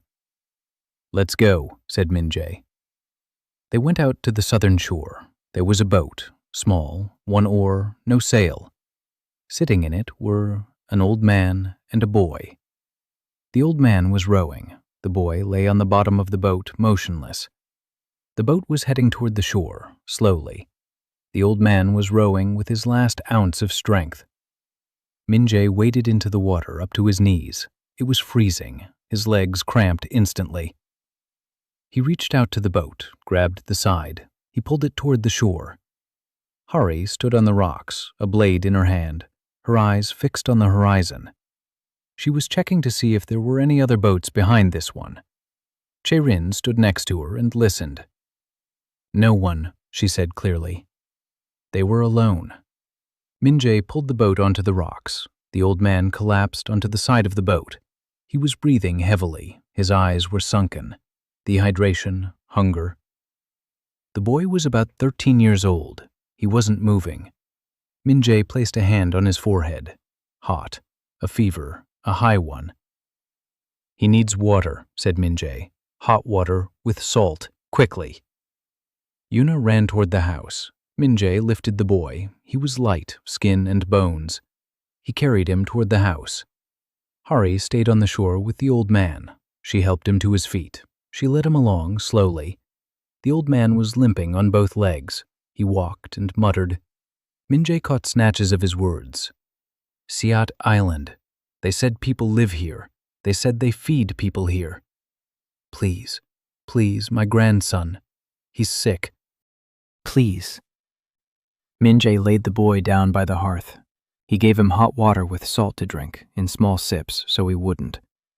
He wrapped him in animal hides. Yuna stoked the coals in the hearth until they were hot. A wave of warmth washed over them. The boy groaned. He opened his eyes, cloudy, unseeing. He closed them. But he was alive. The old man sat against the wall and wept, silently. Tears streamed down his dirty cheeks into his beard. He looked at the house, at the walls, at the hearth, at the 4 people bustling around his grandson, and he wept. Min-jae approached him, sat down beside him, held out a bowl of broth, hot, fish-based, thick. The old man took it with both hands, took a sip, closed his eyes. Warmth spread through his body. Min-jae could tell by the way his shoulders relaxed, by the way his toes unclenched, how his breathing deepened. "Who are you?" Min-jae asked. The old man opened his eyes. "A weaver," he said. "A weaver from Gyeongsong. We were exiled 2 years ago, me and my grandson, my only son. His mother died in childbirth. His father died in the mine. They sent us to empty Wave Island. There's nothing there, just rocks and wind. We lived there for 2 years. I wove with grass. I made ropes. The boy fished. Then he got sick, and I heard it from the seagulls." He fell silent. He looked at Min-jae. "From the seagulls that people live here, that it's warm here. I didn't know if it was true, but I had no choice." Min-jae nodded. "You're home," he said. "An old man, a weaver from Gyeongsong, 2 years on a deserted island with his sick grandson. He sailed over in a boat with a single oar because the seagulls told him there was warmth somewhere." Min-jae looked at Hari. She was standing by the door, listening. Her blade was sheathed. Her arms were crossed over her chest. Her face was impassive. But Min-jae had known this woman for 2.5 months. He could see it. Beneath that stony face, something was stirring, something hot and heavy. He looked at Yoon. She was sitting by the hearth, stoking the coals under a pot of water. For the boy, silently, without asking. He looked at Jae-rin. She was standing over the boy, whispering softly. The spirits. She was asking the spirits for help. Min-jae turned back to the old man. "What's your name?" "Nam Gu-ho," said the old man. Min-jae nodded. "Mam Gu-ho. Welcome to Siat Island. It's warm here. They feed you here, and you're home here." The old man began to cry again. The boy recovered in a week. The fever broke on the 3rd day. On the 5th, he got up. On the 7th, he was eating on his own. His name was Nam Dong-woo, 13 years old, skinny, quiet, with large eyes filled with fear that never left them. 2 days later, the old man Gu-ho was already walking around the island. He felt every stone. He touched the moss. He looked at the turnip patch. Then he approached Min-jae and said, "I'm a weaver. If you give me grass, I'll weave 100 pieces of cloth. From grass, from wool if there is any, from anything. Give me work and I'll be useful." Min-jae looked at him. "Gu-ho, you don't need to be useful to live here." The old man blinked, not understanding. Min-jae repeated, "You don't need to work for your food and shelter. You're here because you're a human being and you need a roof over your head. That's all." The old man stood there, staring at him. Then he said quietly, "I've been alive for 63 years, and no one has ever told me that." Min-jae shrugged. "So life was hard. Let's move on. Gu-ho, I need some cloth. Not because you have to give it to me, because it's cold and the animal hides are prickly. If you want to." The old man nodded. "I want it. Of course I want it." By the end of the 3rd month, the turnips had grown. 3 root vegetables, small, about the size of a fist, but real. Min-jae dug them up in the morning. He knelt there, holding the turnips in his hands, dirt on his fingers, the smell of roots, alive, warm. At the port of Incheon, he hadn't thought about the earth. He hadn't thought about the harvest, or the seeds, or how food grows from a tiny dark speck in just 2 months. He'd thought about crates, about tonnage, about the shift schedule. But here he was, kneeling in the mud, looking at 3 turnips and feeling that this was more important than anything he'd ever done in his 2 lifetimes. They divided the turnips among the 6 of them, small pieces. Min-jae boiled them in broth. The broth grew thick, slightly sweet, different. Yuna ate with her eyes closed. She chewed slowly, every bite. Hari ate in silence, but Min-jae could see. She put down her spoon after the 2nd bite. She waited. Then she continued. She took her time. She wanted to remember the taste. Jae-rin ate and cried, quietly, happily. Old man Gu-ho ate and nodded. "Good turnip," he said. "Sweet." His grandson, Dong-woo, ate greedily, like a child. He licked the bowl clean. He looked at Min-jae with guilty eyes. Min-jae gave him his portion. "Eat. You're still growing." Hari watched this. Then, without a word, she scooped half of her portion into Min-jae's bowl. He opened his mouth to protest. She looked at him in such a way that he shut his mouth and ate it. That night, the system produced 12 seeds that night. Different kinds, turnips, onions, something that looked like peas. Min-jae spread them out in his palm that morning and counted them. 12 seeds. If each one grew, in 2 months they'd have a vegetable garden, a small one, but a real one. The problem was the soil. There wasn't enough black soil. 20 square meters. A vegetable garden needs more, much more. The system provided soil every night, but slowly. 1 meter at a time. 2 if the night was good. 5 if something special happened.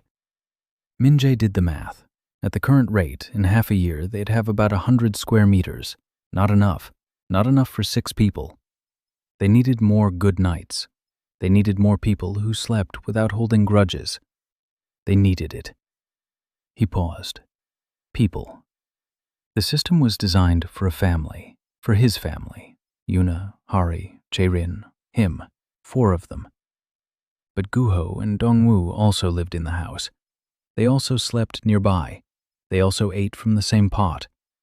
The system counted them as a family, or maybe not. Min-jae opened the panel. Status of the Park Min-jae family. Family members, 4. Residents, 6. Multiplier, 1.2. Multiplier, Minjae read it again. 1.2. That meant that every resident of the house who wasn't a family member but lived there in warmth and without hardship added 20% to the share. Guho and Dongwoo contributed 20% on top of that, not because they worked, but because they lived there, because they were accepted and felt at home.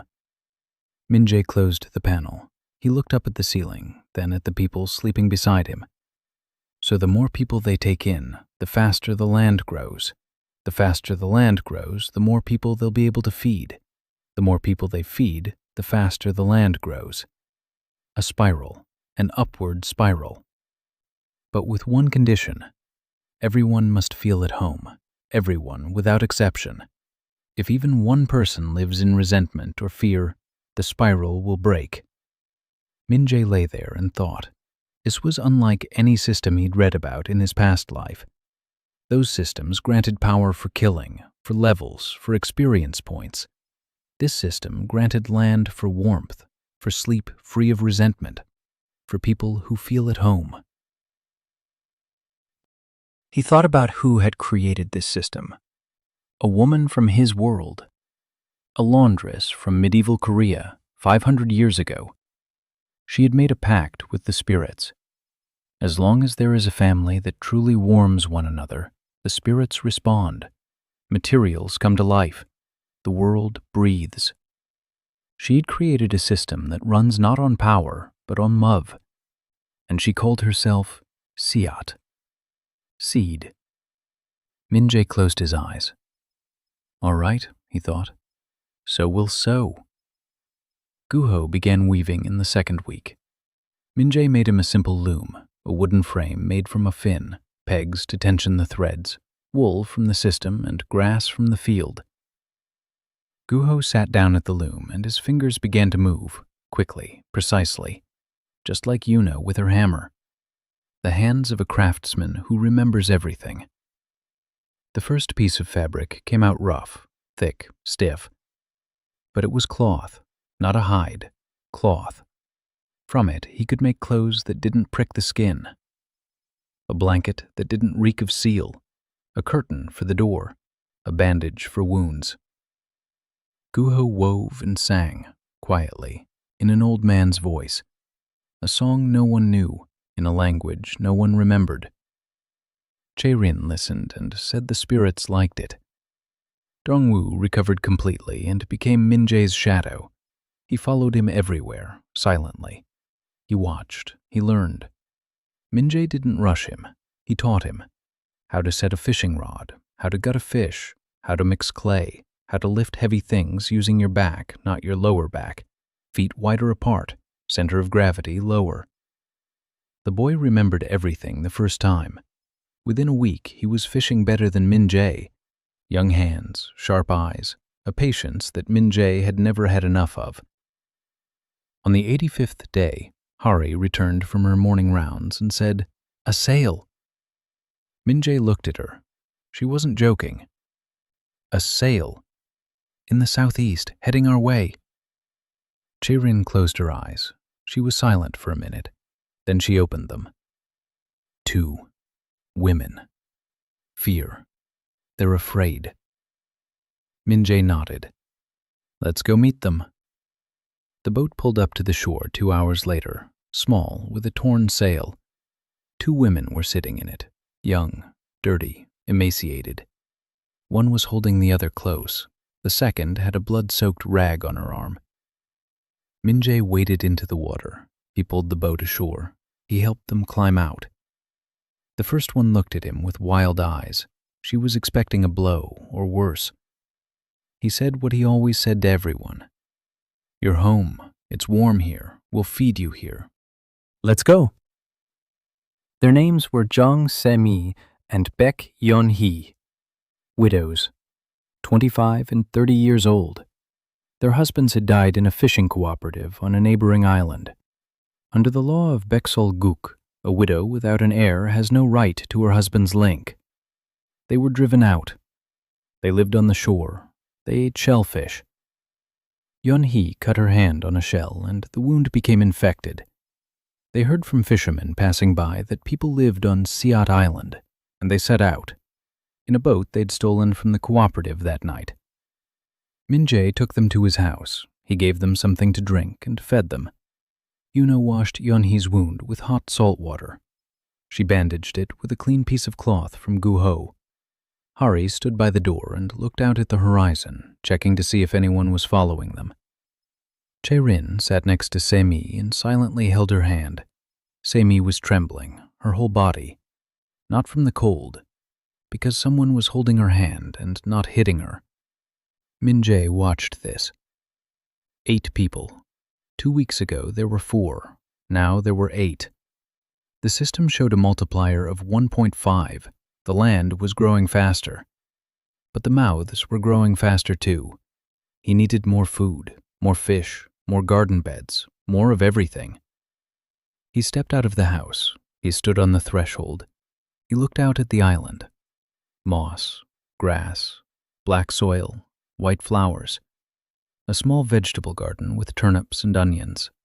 Yoon's horn, Guho's loom, the garden beds, a stream, and all around it, ice, white, endless, cold, but receding, 1 centimeter every day, 1 meter every night.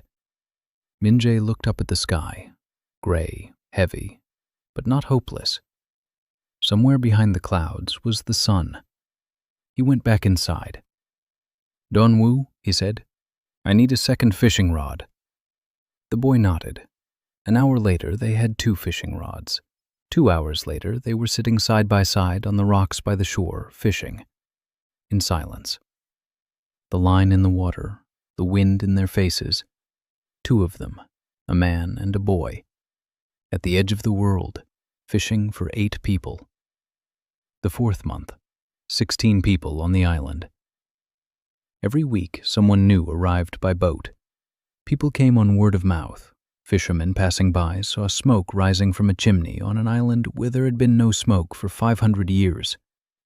They returned to their own islands and told others, "People live there, it's warm there, they're fed there." And people sailed over, in boats, on rafts, on planks tied together with rope.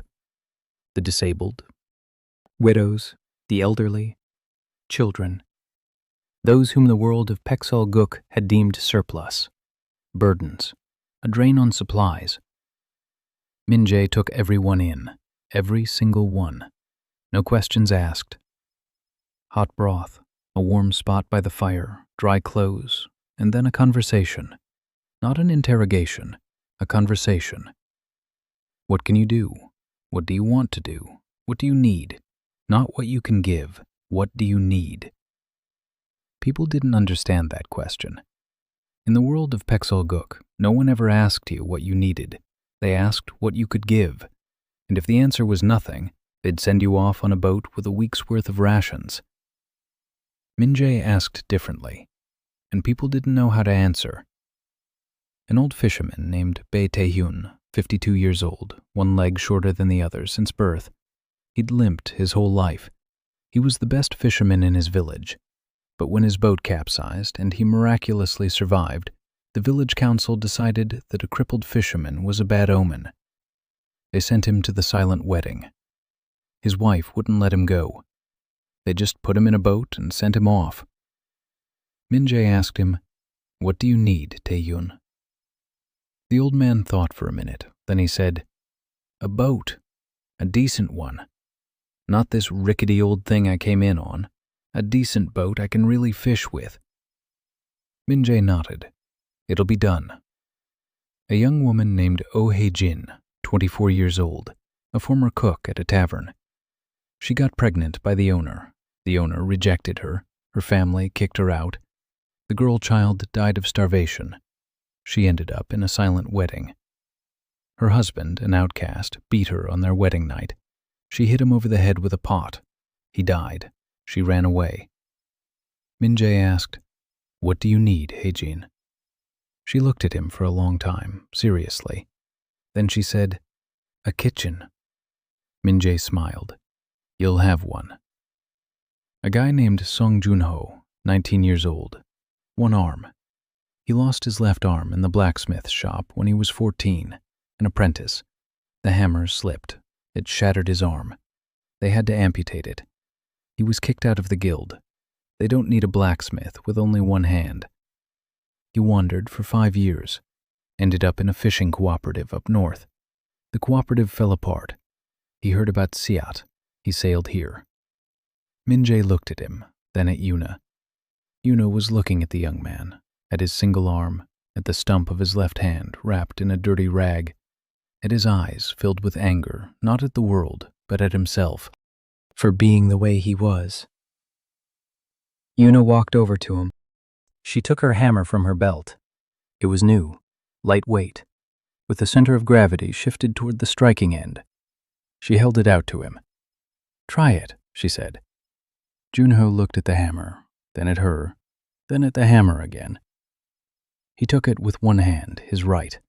He raised it. He struck the stone. The sound, clear, precise. The blow landed evenly. The center of gravity did its job. The weight did the striking. His hand guided it. One hand, but the blow was perfect. Yuna nodded. "You need one of your own. I'll make it." Junho stood there with the hammer in his hand, unable to speak. His lips trembled. His jaw was clenched. For 5 years, he'd thought it would never happen again, that blacksmithing was over for him, that he was a cripple and a burden.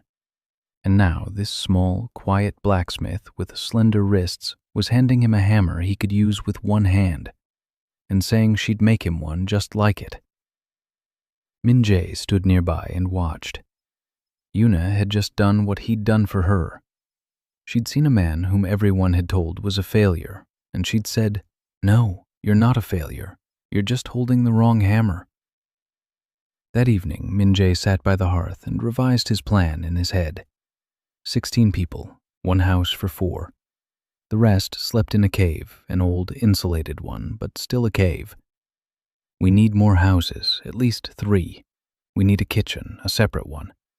Hijin was already cooking for everyone, and she needed a proper place, not a corner in a cave. A kitchen. "We need a blacksmith's shop, a real one, not at the entrance. A smithy with a roof and walls and 2 anvils, for Yuna and for Junho. We need a weaving room for Guho. We need a fish-drying shed. We need a storage area. We need a dock. We need so many things, and we have few resources, and few hands, and little time."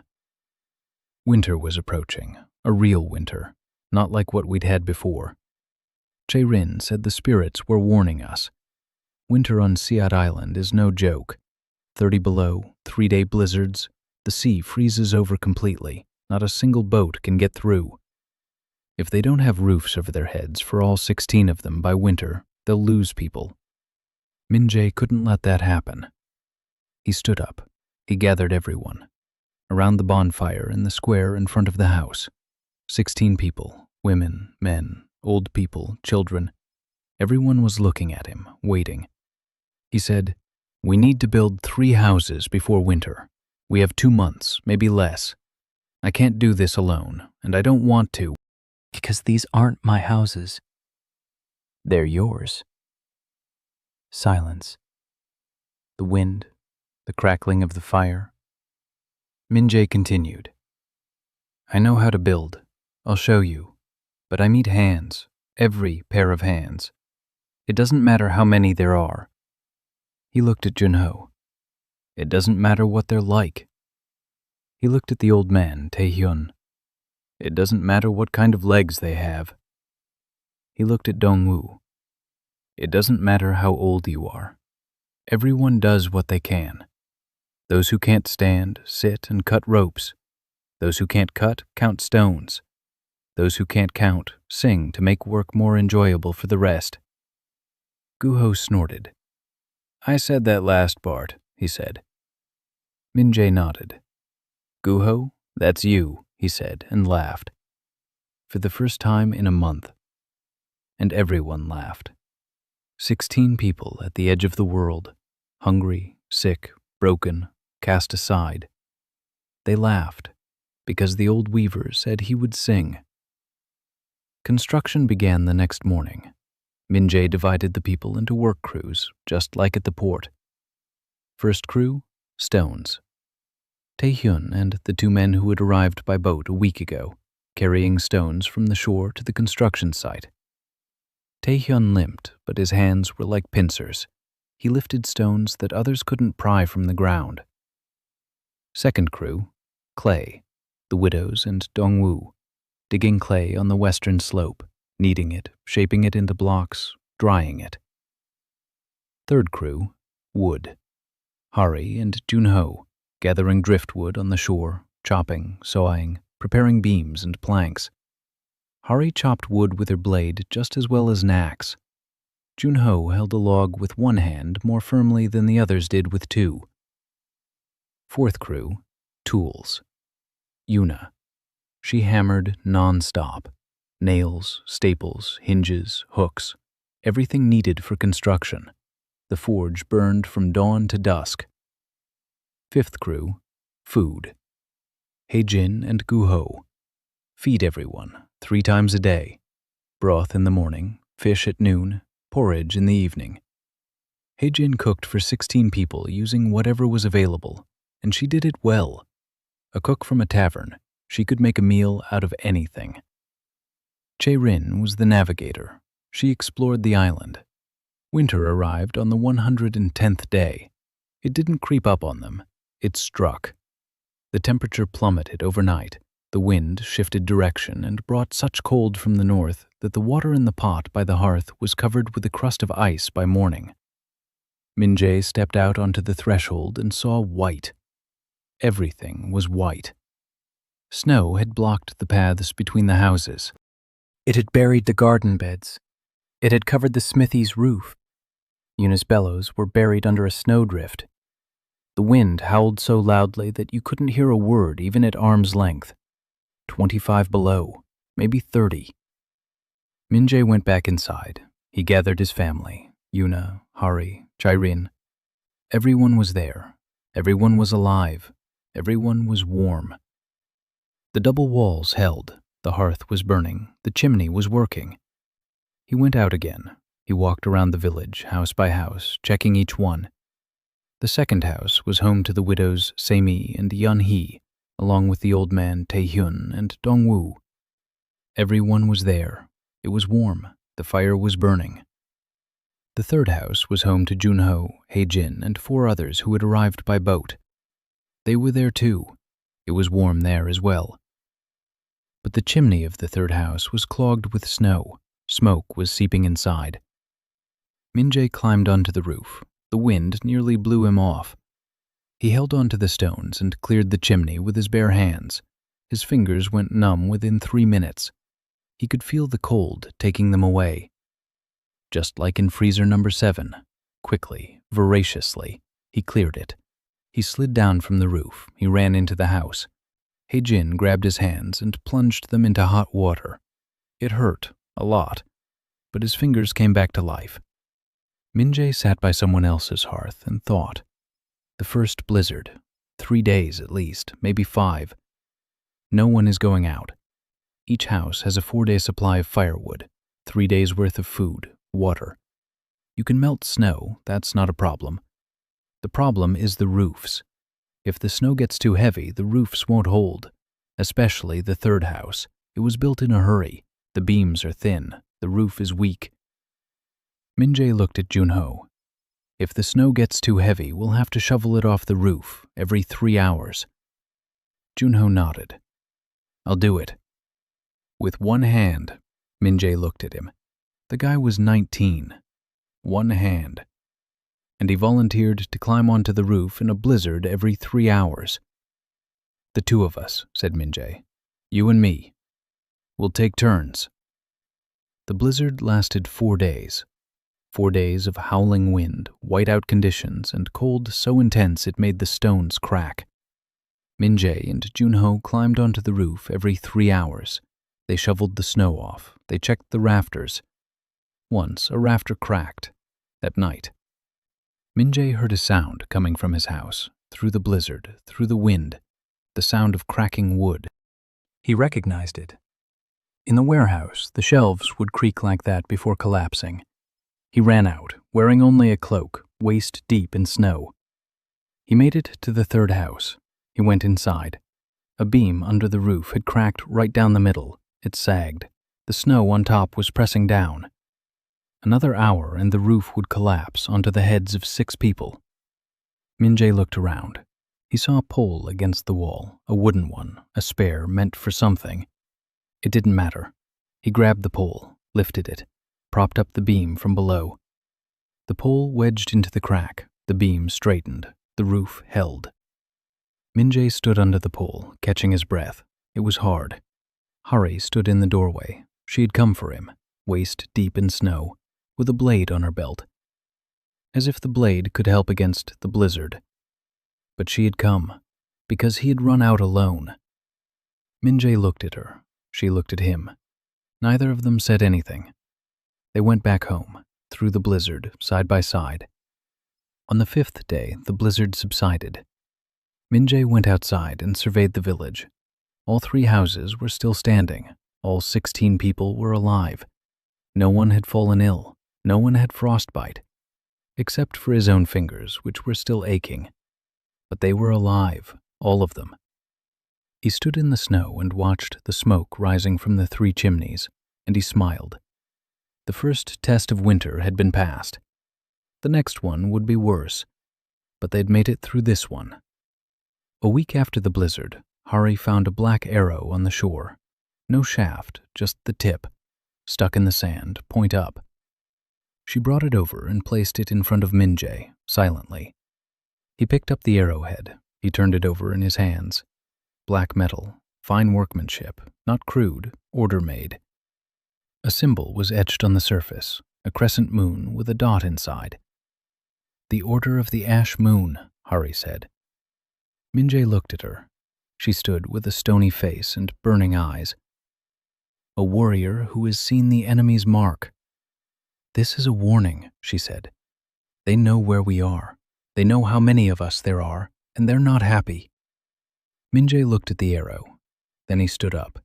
He walked over to the door of the house. He stuck the arrowhead into the doorframe with the tip pointing outward. Hari watched. Jae-rin stood nearby and watched. Yuna came out of the smithy and watched. Min-jae said calmly, "So, now we know we're getting in someone's way. That's actually a compliment. It means we're living right." Hari snorted. She almost smiled. Jae-rin nodded. Yuna turned toward the smithy. "I need more iron," she said. "A lot more." Min-jae nodded. "It'll be done." He called a council meeting that evening, all 16 of them, by the campfire. He told them about the arrow. He didn't sugarcoat it. He didn't try to scare them. He just told it like it was. "Someone in the south knows about us, and they don't like it. We don't know who will come or when, but we'll be ready." Hari unfolded the map of the island she had drawn on a piece of leather. She pointed out the weak spots, the southern shore, the 5th month. Winter was in full force. The sea had frozen over completely. The ice stretched from the shore to the horizon, white, solid, not a single crack. No one could sail in or out. The island had become a prison or a fortress. It depended on how you looked at it. Min-jae saw it as a fortress. 16 people lived in 3 houses. They ate 3 times a day, a supply of dried fish, a supply of grain made from the system's scraps, turnips, onions, peas. A small vegetable garden under the snow had preserved some of the root vegetables. Ha-jin managed to cook in such a way that even by the 5th month, the food didn't seem monotonous. She added seaweed to the fish broth, and it took on a different flavor. She dried fish with salt and herbs, producing flakes that could be chewed on the go. From the pea, she made a thick porridge that kept you full for half a day. A cook from an inn. She knew things about food that no one else in this world would have thought of, that sour foods help digest fatty ones, that hot food should be eaten slowly, that you shouldn't give a hungry person too much at once. First broth, then wait an hour, then porridge. Otherwise, the stomach won't accept it and it'll all come right back up. Min-jae looked at her and thought. Every person the Southern Kingdoms had cast aside like trash turned out to be irreplaceable. Every single one, without exception. Tae-hyun, with his one short leg, was the best at fishing through holes in the ice. Because he could sit motionless for hours, his leg didn't stop him from sitting, it stopped him from walking. And you don't need to walk to fish. Dong-woo ran between houses like a courier. He delivered messages, food, tools. A boy's legs moved faster through the snow than an adult's. Semi turned out to be an excellent seamstress. She sewed clothes from Guho's fabric. They were rough, but by the island standards, luxurious. Tailored to each person's figure, made to each person's size. Yeon-hee, her hand now healed, helped Yoon in the blacksmith's shop. She pumped the bellows, she handed him the work pieces, she kept an eye on the mountain people. Useless people, dead weight, a drain on provisions. Every time Min-jae recalled those words, he felt his fists clench.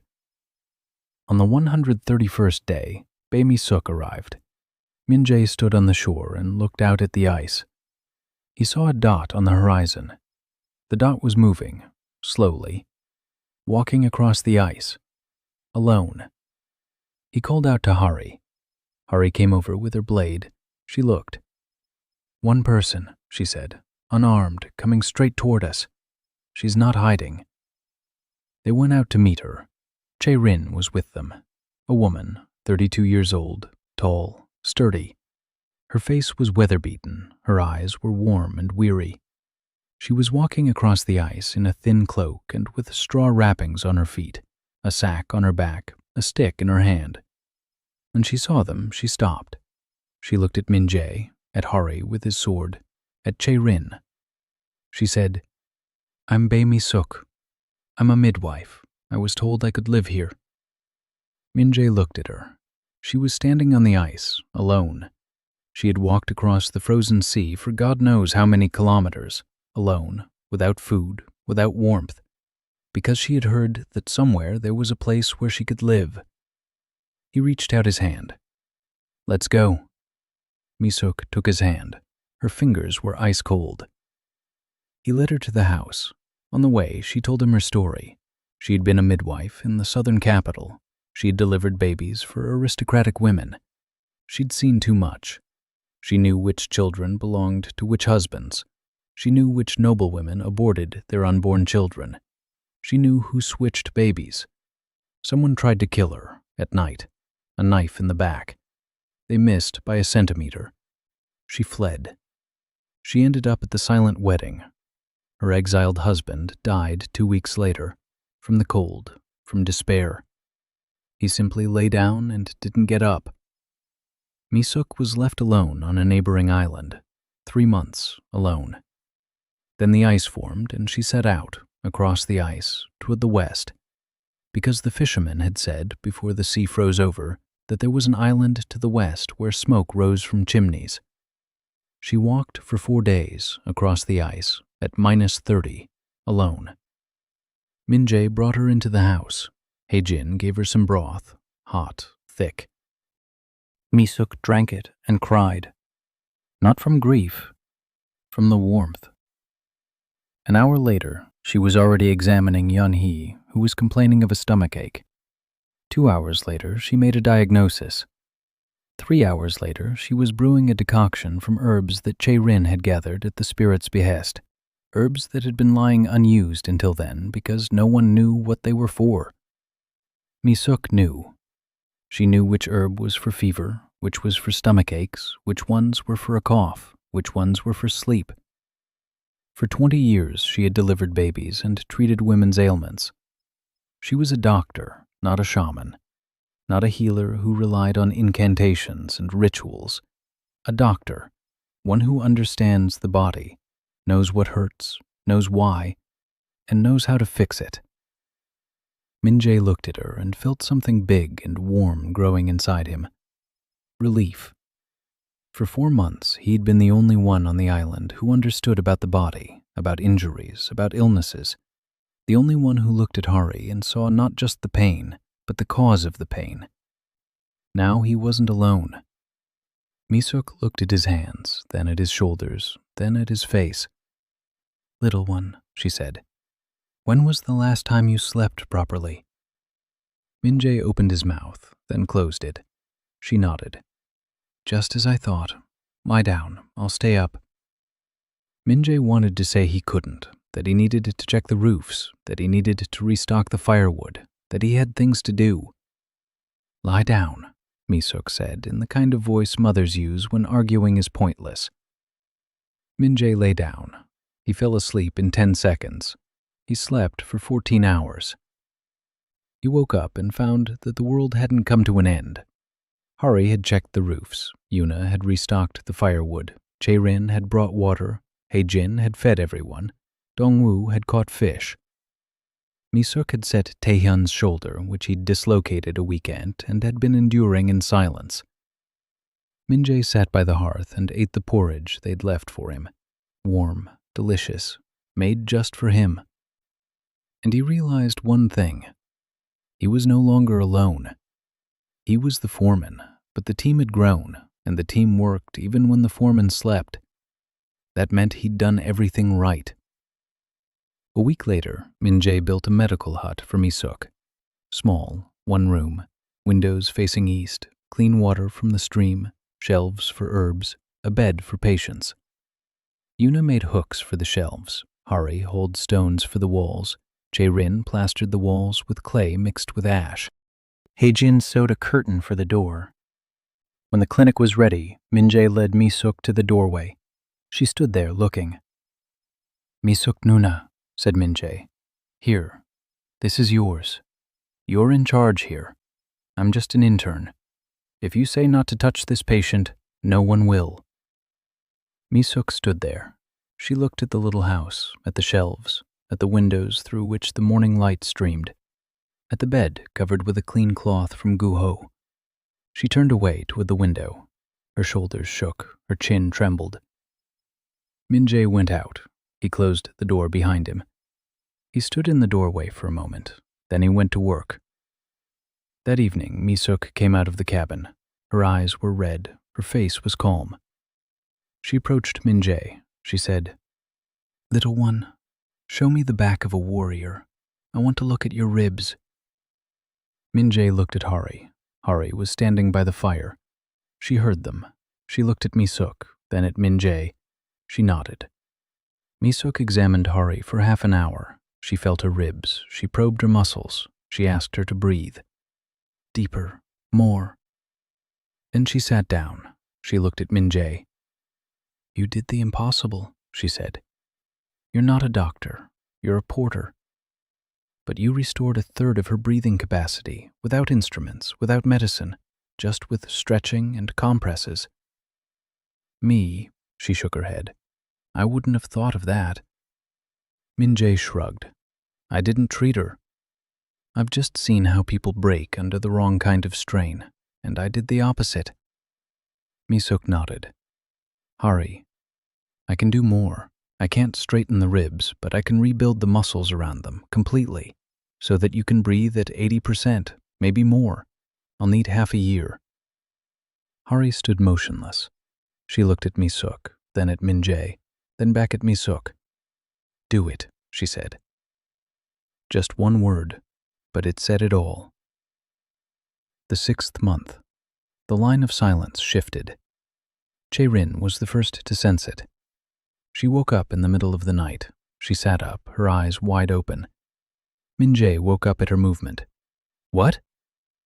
"The line," Jae-rin said. "It's moving. It's shifted. Southward." Minjae didn't understand. Jae-rin explained. "The line of silence is the invisible border between the warm south and the icy north. For 40 years it had stood still. For 40 years it had slowly crept southward, taking away piece by piece from the southern kingdoms. The cold was advancing. The warmth was retreating. The spirits of the materials were silent. Iron wouldn't obey. Cloth didn't keep him warm.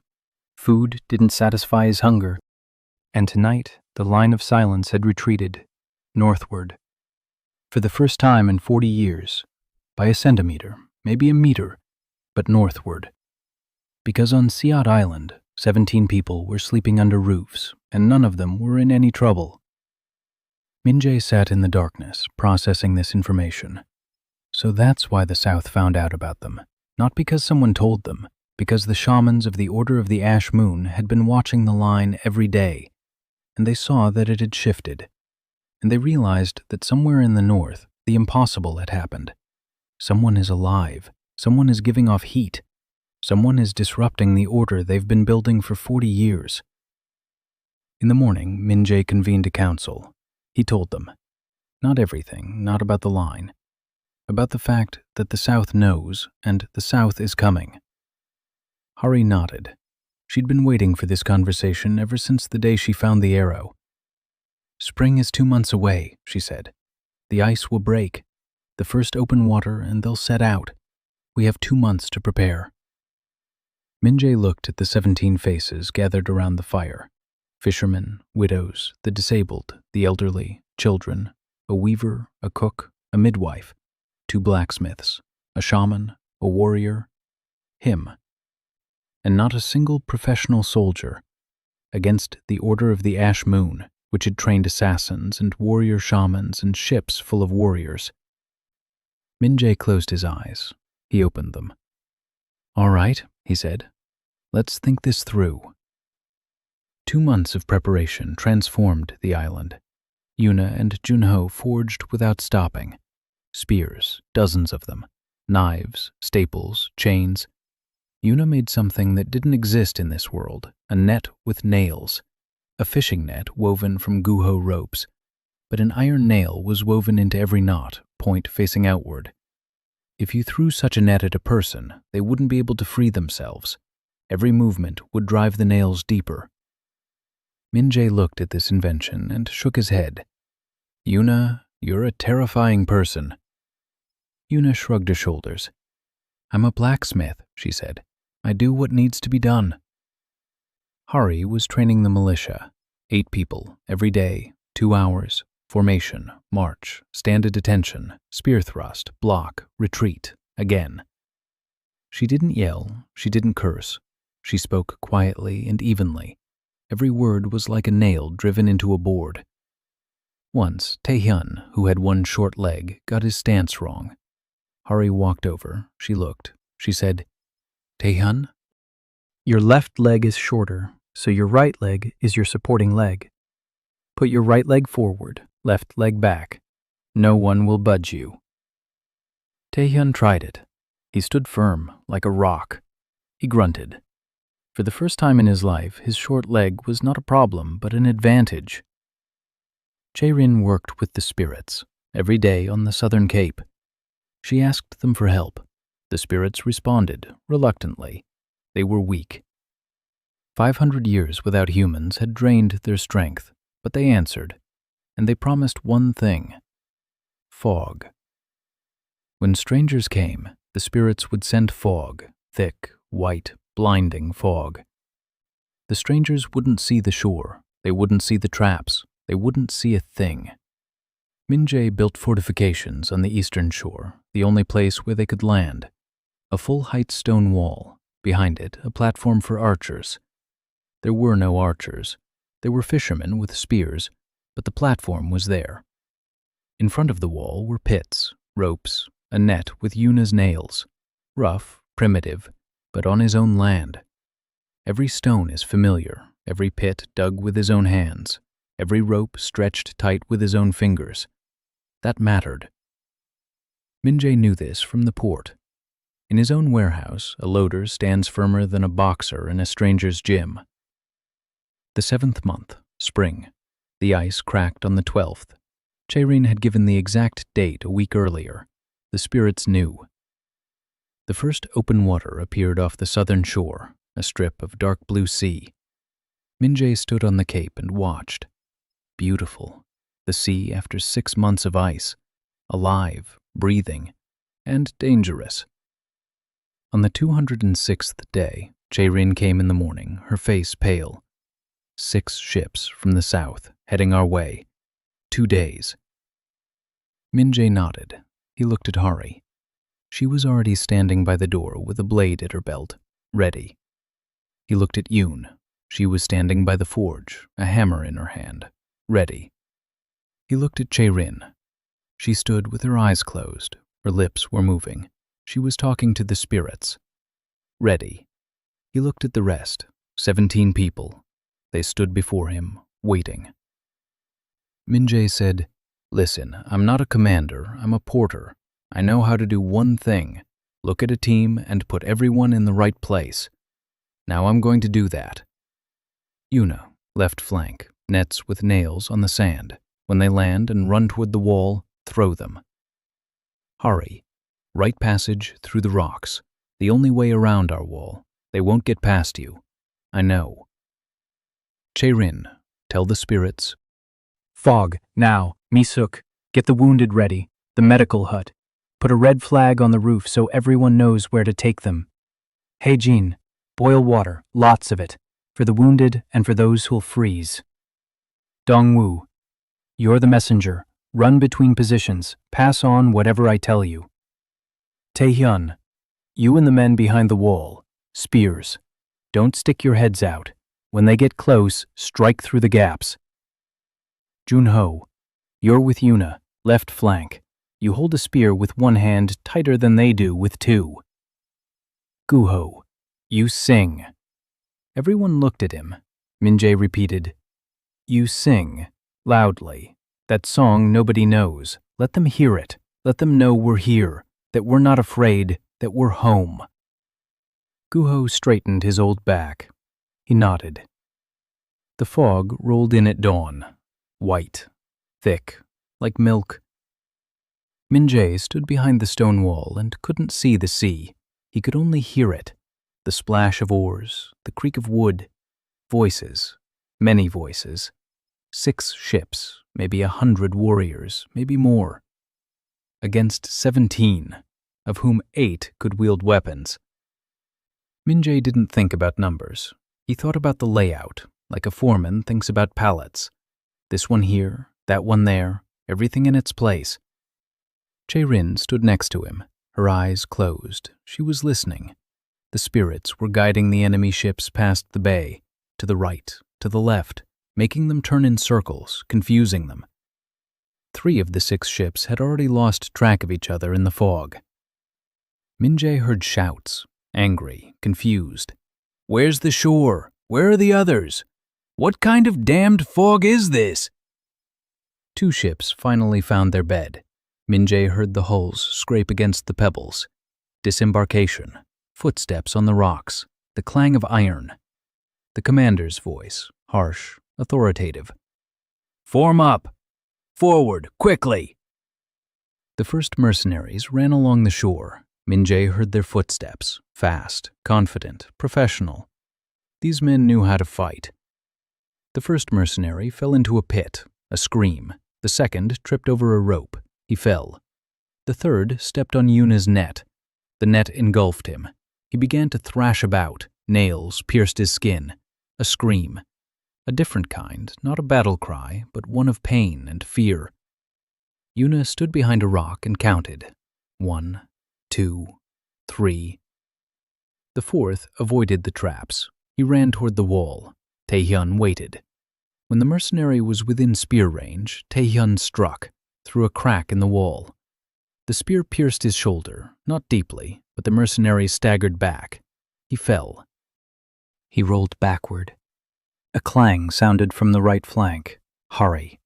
3 mercenaries had found a passage through the rocks, a way around the wall.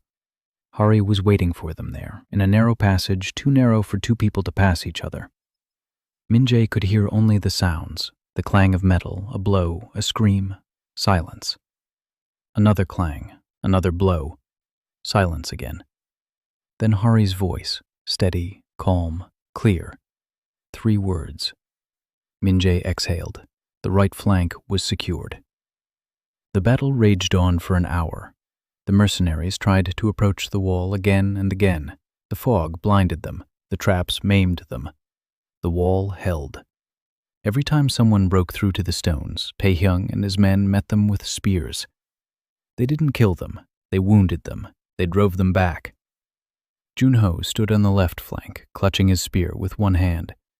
One mercenary made it through the net, wounded, furious, with a sword. Junho stepped toward him, spear forward, one hand. The mercenary swung his sword. Junho parried with his spear. The shaft cracked, but didn't break. Yuna darted out from behind a rock. She threw a second net. It ensnared the mercenary.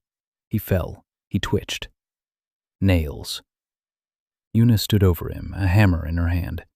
She didn't strike. She just stood there.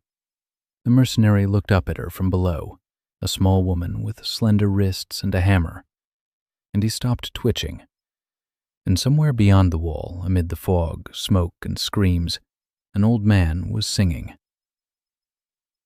Guho sat by the bonfire in the center of the village and sang his song, in a language no one remembered.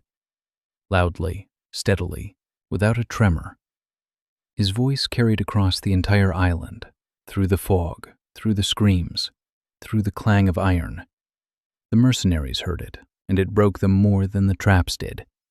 Because there, beyond the wall, beyond the fog, beyond the traps and spears, someone was singing, calmly, as if at home.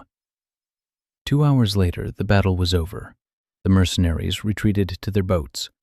Not all of them. 3 lay on the shore, wounded, not dead. Minjae didn't want any dead bodies. 5 were tangled in the nets. The rest had fled. Minjae stepped out from behind the wall. He looked toward the shore. The fog was beginning to lift. 2 ships were sailing away, slowly, battered. One of the 5 captured mercenaries sat down on the pebbles and looked at Minjae. Young, maybe 20, frightened, hungry. Minjae walked over to him. He crouched down. He looked at the wounds. Scratches from nails, shallow. He'll live. Do you want to eat? Minjae asked. The mercenary looked at him as if he were crazy. Minjae repeated, Do you want to eat? The mercenary nodded, slowly. Minjae turned to Dongwu. Dongwu was already standing next to a pot of broth. Hot, fishy, thick. Minjae took the pot, poured some into a bowl, held it out to the mercenary. The man took it with both hands, drank it, closed his eyes, then opened them, looked at Minjae. You were supposed to kill us. Minjae shrugged. Why? Silence. Of the 5 captured mercenaries, he turned out to be the most talkative. His name was Kwon Tae-soo, 22 years old, a mercenary not by calling but out of necessity, an orphan from a port city. He'd joined the order for food. He'd been told that the island were home to fugitive criminals and sorcerers, that they needed to be wiped out, that it was the right thing to do. Minjae listened. He nodded. Then he showed him the village, the houses, the blacksmith's shop, the vegetable garden, the kitchen, the infirmary, the people. Tae-soo watched, silently, for a long time. Then he said, We were told there are criminals here. Minjae nodded. I see. A fisherman with 1 short leg, a 63-year-old weaver, a cook, a midwife, a 13-year-old boy, 2 widows, a blacksmith's wife whose wrists are thinner than your pinky. Terrible criminals. Tae-soo remained silent. Then he said, Can I stay? Minjae looked at Hari. Hari was standing nearby. Her blade was sheathed. Her face was impassive. She was looking at the mercenary, assessing him. 10 seconds. Then she nodded. Let him stay. Of the 5 mercenaries, 3 asked to stay. 2 were taken back by their own people on the departing ship. 3 remained. Minjae gave each a bowl of broth and a place by the fire, and a rule. No fighting here, no stealing here. Here, everyone does what they can, and everyone eats. In the evening, Minjae stood on the shore and looked out at the sea. 4 of the 6 ships had left. 2 ran aground in the fog. The mercenaries from those ships transferred to the departing ones. They abandoned the ships. Minjae looked at the 2 abandoned ships and thought, That's wood, a lot of wood, planks, masts, beams. That's 10 houses. That's the pier. That's boats. That's furniture. That's firewood for the whole winter. He turned to Taehyun. Taehyun, you're a fisherman, you know ships. You'll be able to take them apart. Taehyun looked at the ships, Then at Min-jae. He smiled, the crooked smile of an old fisherman. They'll be on the planks by morning. Min-jae nodded. He turned toward the village. 20 people. 20. 17 of their own and 3 former mercenaries. Everyone was alive. No one had died. Mi-suk was treating the wounds, minor ones, scratches, bruises, nothing serious. Hae-jin was cooking a festive broth, with turnips, with onions, with peas. Gu-ho was still singing, quietly, to himself. Min-jae walked into the house. He sat down by the hearth. Yuna sat next to him, a hammer on her lap, her hands covered in soot. Hari stood by the door, a blade at her belt, her back straight, her breathing steady. Jae-rin sat against the wall and smiled, tiredly, happily. They'd done it, the 4 of them, and 13 more, and 3 more who'd come to kill them but ended up surviving.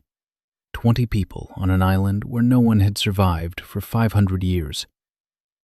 Min-jae closed his eyes. The system said in his aunt's voice, "Well, kid, you won the first round, but he'll still come. Alone, in person." Min-jae knew who she was talking about. Hwang Tae-gyong, the high priest of the Order of the Ash Moon. He wouldn't come with an army. He'd come with words, words more terrifying than swords. Hwang Tae-gyong arrived 3 weeks later, alone, in a small boat with a white sail, unarmed, without an entourage. Min-jae stood on the shore and watched as the boat approached the rocks. Hari stood beside him, her hand on the hilt of her blade. Jae-rin stood slightly behind them, her eyes closed, listening. "He's alone," she said. "No deception. He really is alone." The boat bumped against the pebbles. A man stepped out, tall, slender, silver temples. His face was handsome and serene. His clothes were expensive, a silk robe with silver embroidery, on an icy island, as if he'd come for a tea ceremony rather than to the edge of the world. Hwang Tae-kyung looked at Min-jae. He smiled, gently, like a man who knows he's smarter than everyone in the room and sees no point in hiding it. "Park Min-jae," he said. Finally. Min-jae looked at him, silently. Hwang looked around. He looked at the houses, at the blacksmith's shop, smoke rising from it, at the vegetable patches, at the people standing in the distance, watching. "Impressive," he said. "Honestly, impressive. From nothing, from trash, from people nobody wanted. You built this." He turned to Min-jae. "But you understand that this is temporary." Min-jae remained silent. Hwan continued. His voice was soft, warm, like silk. "There are 20 of you on the island. In the south, there are 8 kingdoms, millions of people, thousands of warriors, hundreds of ships. You won a single skirmish against third-rate mercenaries because I wanted to test you. Now I know, and next time, I won't come with mercenaries." Min-jae remained silent. Hwang stepped closer, 2 paces. Hari tensed. Min-jae touched her shoulder. She stopped. Hwang looked at Hari. He recognized her. Kang Hari, border guard of the southern frontier, the finest swordsman of her class, discharged due to injury. He shifted his gaze to Min-jae. "You gathered the broken pieces. You gave them a purpose. You gave them warmth. That's beautiful, but it won't change anything." Min-jae spoke up, for the first time ever. "Why?" Hwang blinked. "Because there isn't enough warmth to go around." His voice grew more serious, quiet. "You think you can warm the whole world with your little bonfire? You can't. The world is too big. There are too many people. There are too few resources. Someone has to freeze so that others can live in warmth. That's not cruelty. That's the way of things. Min-jae listened. Huang continued. The decree on the silent wedding isn't a punishment, it's mercy. We let them die in marriage, on the road, with hope, not in a ditch under a fence. We give them dignity in their final days. You took that dignity away from them. You forced them to live here, on the ice, in the mud, in hunger. And you call it salvation. Silence, wind, the lapping of the waves. One spread his arms wide. Look at them, cripples, old people, armless, legless, speechless. You gave them a roof over their heads, but you didn't give them peace. The world won't accept them anyway. The 8 kingdoms won't change just because 20 people are eating turnips on a distant island. You're delaying the inevitable and making it more painful, because hope that won't come true is worse than no hope at all. Min-jae stood there and listened, and he realized that Hwang Tae-kyung wasn't stupid, not a vicious thug, not a caricatured villain. He believed what he was saying. He truly believed it.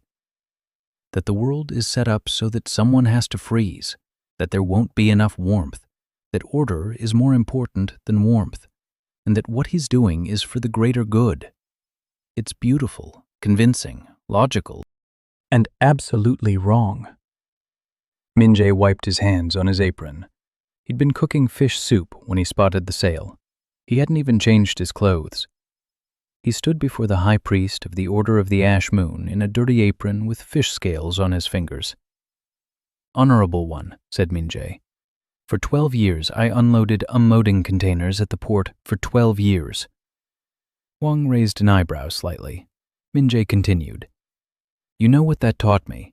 There's always enough heat if we share it." Hwang opened his mouth. Min-jae cut him off.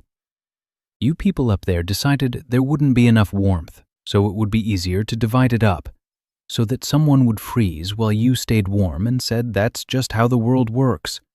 But that's not how the world works. That's how you made it work. You personally, your order, your decrees, your secret weddings. You decide who's trash and who isn't, and you send the trash off to die, and then you come and say you gave them dignity." Min-jae stepped forward. Hwang didn't back down, but something in his eyes wavered. "You say the world won't accept them, but I say the world is us, these 20 people right here, and those who will sail here, and those who are already on their way, because word is spreading, all across the Ridge of Exile, all across the islands. People know. There's a place where they're fed, where they aren't beaten, where a cripple gets boots made to fit his foot, not just any foot. And they're sailing, and they'll keep sailing. And you won't stop this with any ships, because you can't stop people who want to live." One was silent. Min-jae had finished. "Excuse me, the soup's getting cold. Stay if you want, I'll pour you some too. If not, goodbye." Hwang Tae-kyung stood on the shore of Siat Island and said nothing. Then he turned toward the village. He looked. 20 people stood behind Min-jae. They had approached while he was speaking, silently, one after another. Yuna with a hammer, Hari with a blade, Chae-rin with the island spirit's amulet, Mi-suk holding a cup of tea, Gu-ho with a weaver's shuttle, Dong-woo, Tae-hyun, Hae-jin, Jun-ho, the widows, the mercenaries who remained, everyone, 20 of them. They stood and looked at Hwan, silently, without coordinating, not on command. They simply stood there. And then they turned their backs on him, one by one. Yuna first, then Chae-rin, then Hari, then the rest. 20 people silently turned their backs on the high priest of the Order of the Ash Moon and went about their business. Yuna went to the horn. Hari went to the watchstone. Chae-rin went to the vegetable patches. Mi-suk went to the infirmary. Hae-jin went to the kitchen. Dong-woo ran to the shore to catch fish. Tae-hyun limped over to the fishing hole with his rod. Gu-ho sat down at the loom and began to weave. And he began to sing. That very same song, in a language no one could remember. Huang Taegyong stood alone in the middle of the shore. Alone. The wind ruffled his silk robe. The silver embroidery glistened in the sun. Handsome, intelligent, powerful, and completely alone. He stood there for a minute, two. Then he turned silently, got into the boat, hoisted the sail, and sailed out to sea into the fog. Alone. Min Jae stood on the shore and watched as the white sail faded into the gray haze. Then he turned and walked toward the house. His ears were cold. That evening they sat by the hearth, all four of them, Yuna, Hari, Chae-rin, Min Jae. Just like on that first night, only now not in an icy cave, but in a house, with a roof, with a chimney, with a hearth, with a door that closes. Yuna rested her head on his shoulder, quietly, just like back then, just like the very first time. Hari took his hand without looking at him. Chae-rin sat nearby and said nothing. Then she said quietly, "The spirits are speaking." Now it's truly a home. Min Jae closed his eyes. Somewhere far to the south, hundreds of versts away, beyond seas, islands, and mountains, in the capital of Pexel-guk, the old king awoke that morning. He sat up in bed. He looked out the window. The cherry trees were in bloom. For the first time in 3 years, in full bloom, with a scent sweet and warm. The king sat and looked at the cherry trees, and he thought. He didn't know why. He didn't know where this thought came from, but it was clear and sharp as the spring air. Enough. Truly enough. He summoned the scribe, sat down at the table, and began to write a decree. The first decree in 40 years restricting the silent wedding. He didn't know that on a distant northern island at that very moment, a man in a dirty apron was setting 4 bowls of fish soup before 3 women and saying, "Eat while it's hot, there's a lot of work tomorrow." And the women ate, and there was work, and the island lived on. And the swallows flew from south to north and landed on the roof of the small medical clinic. The first swallows in 500 years. Alive, warm, real.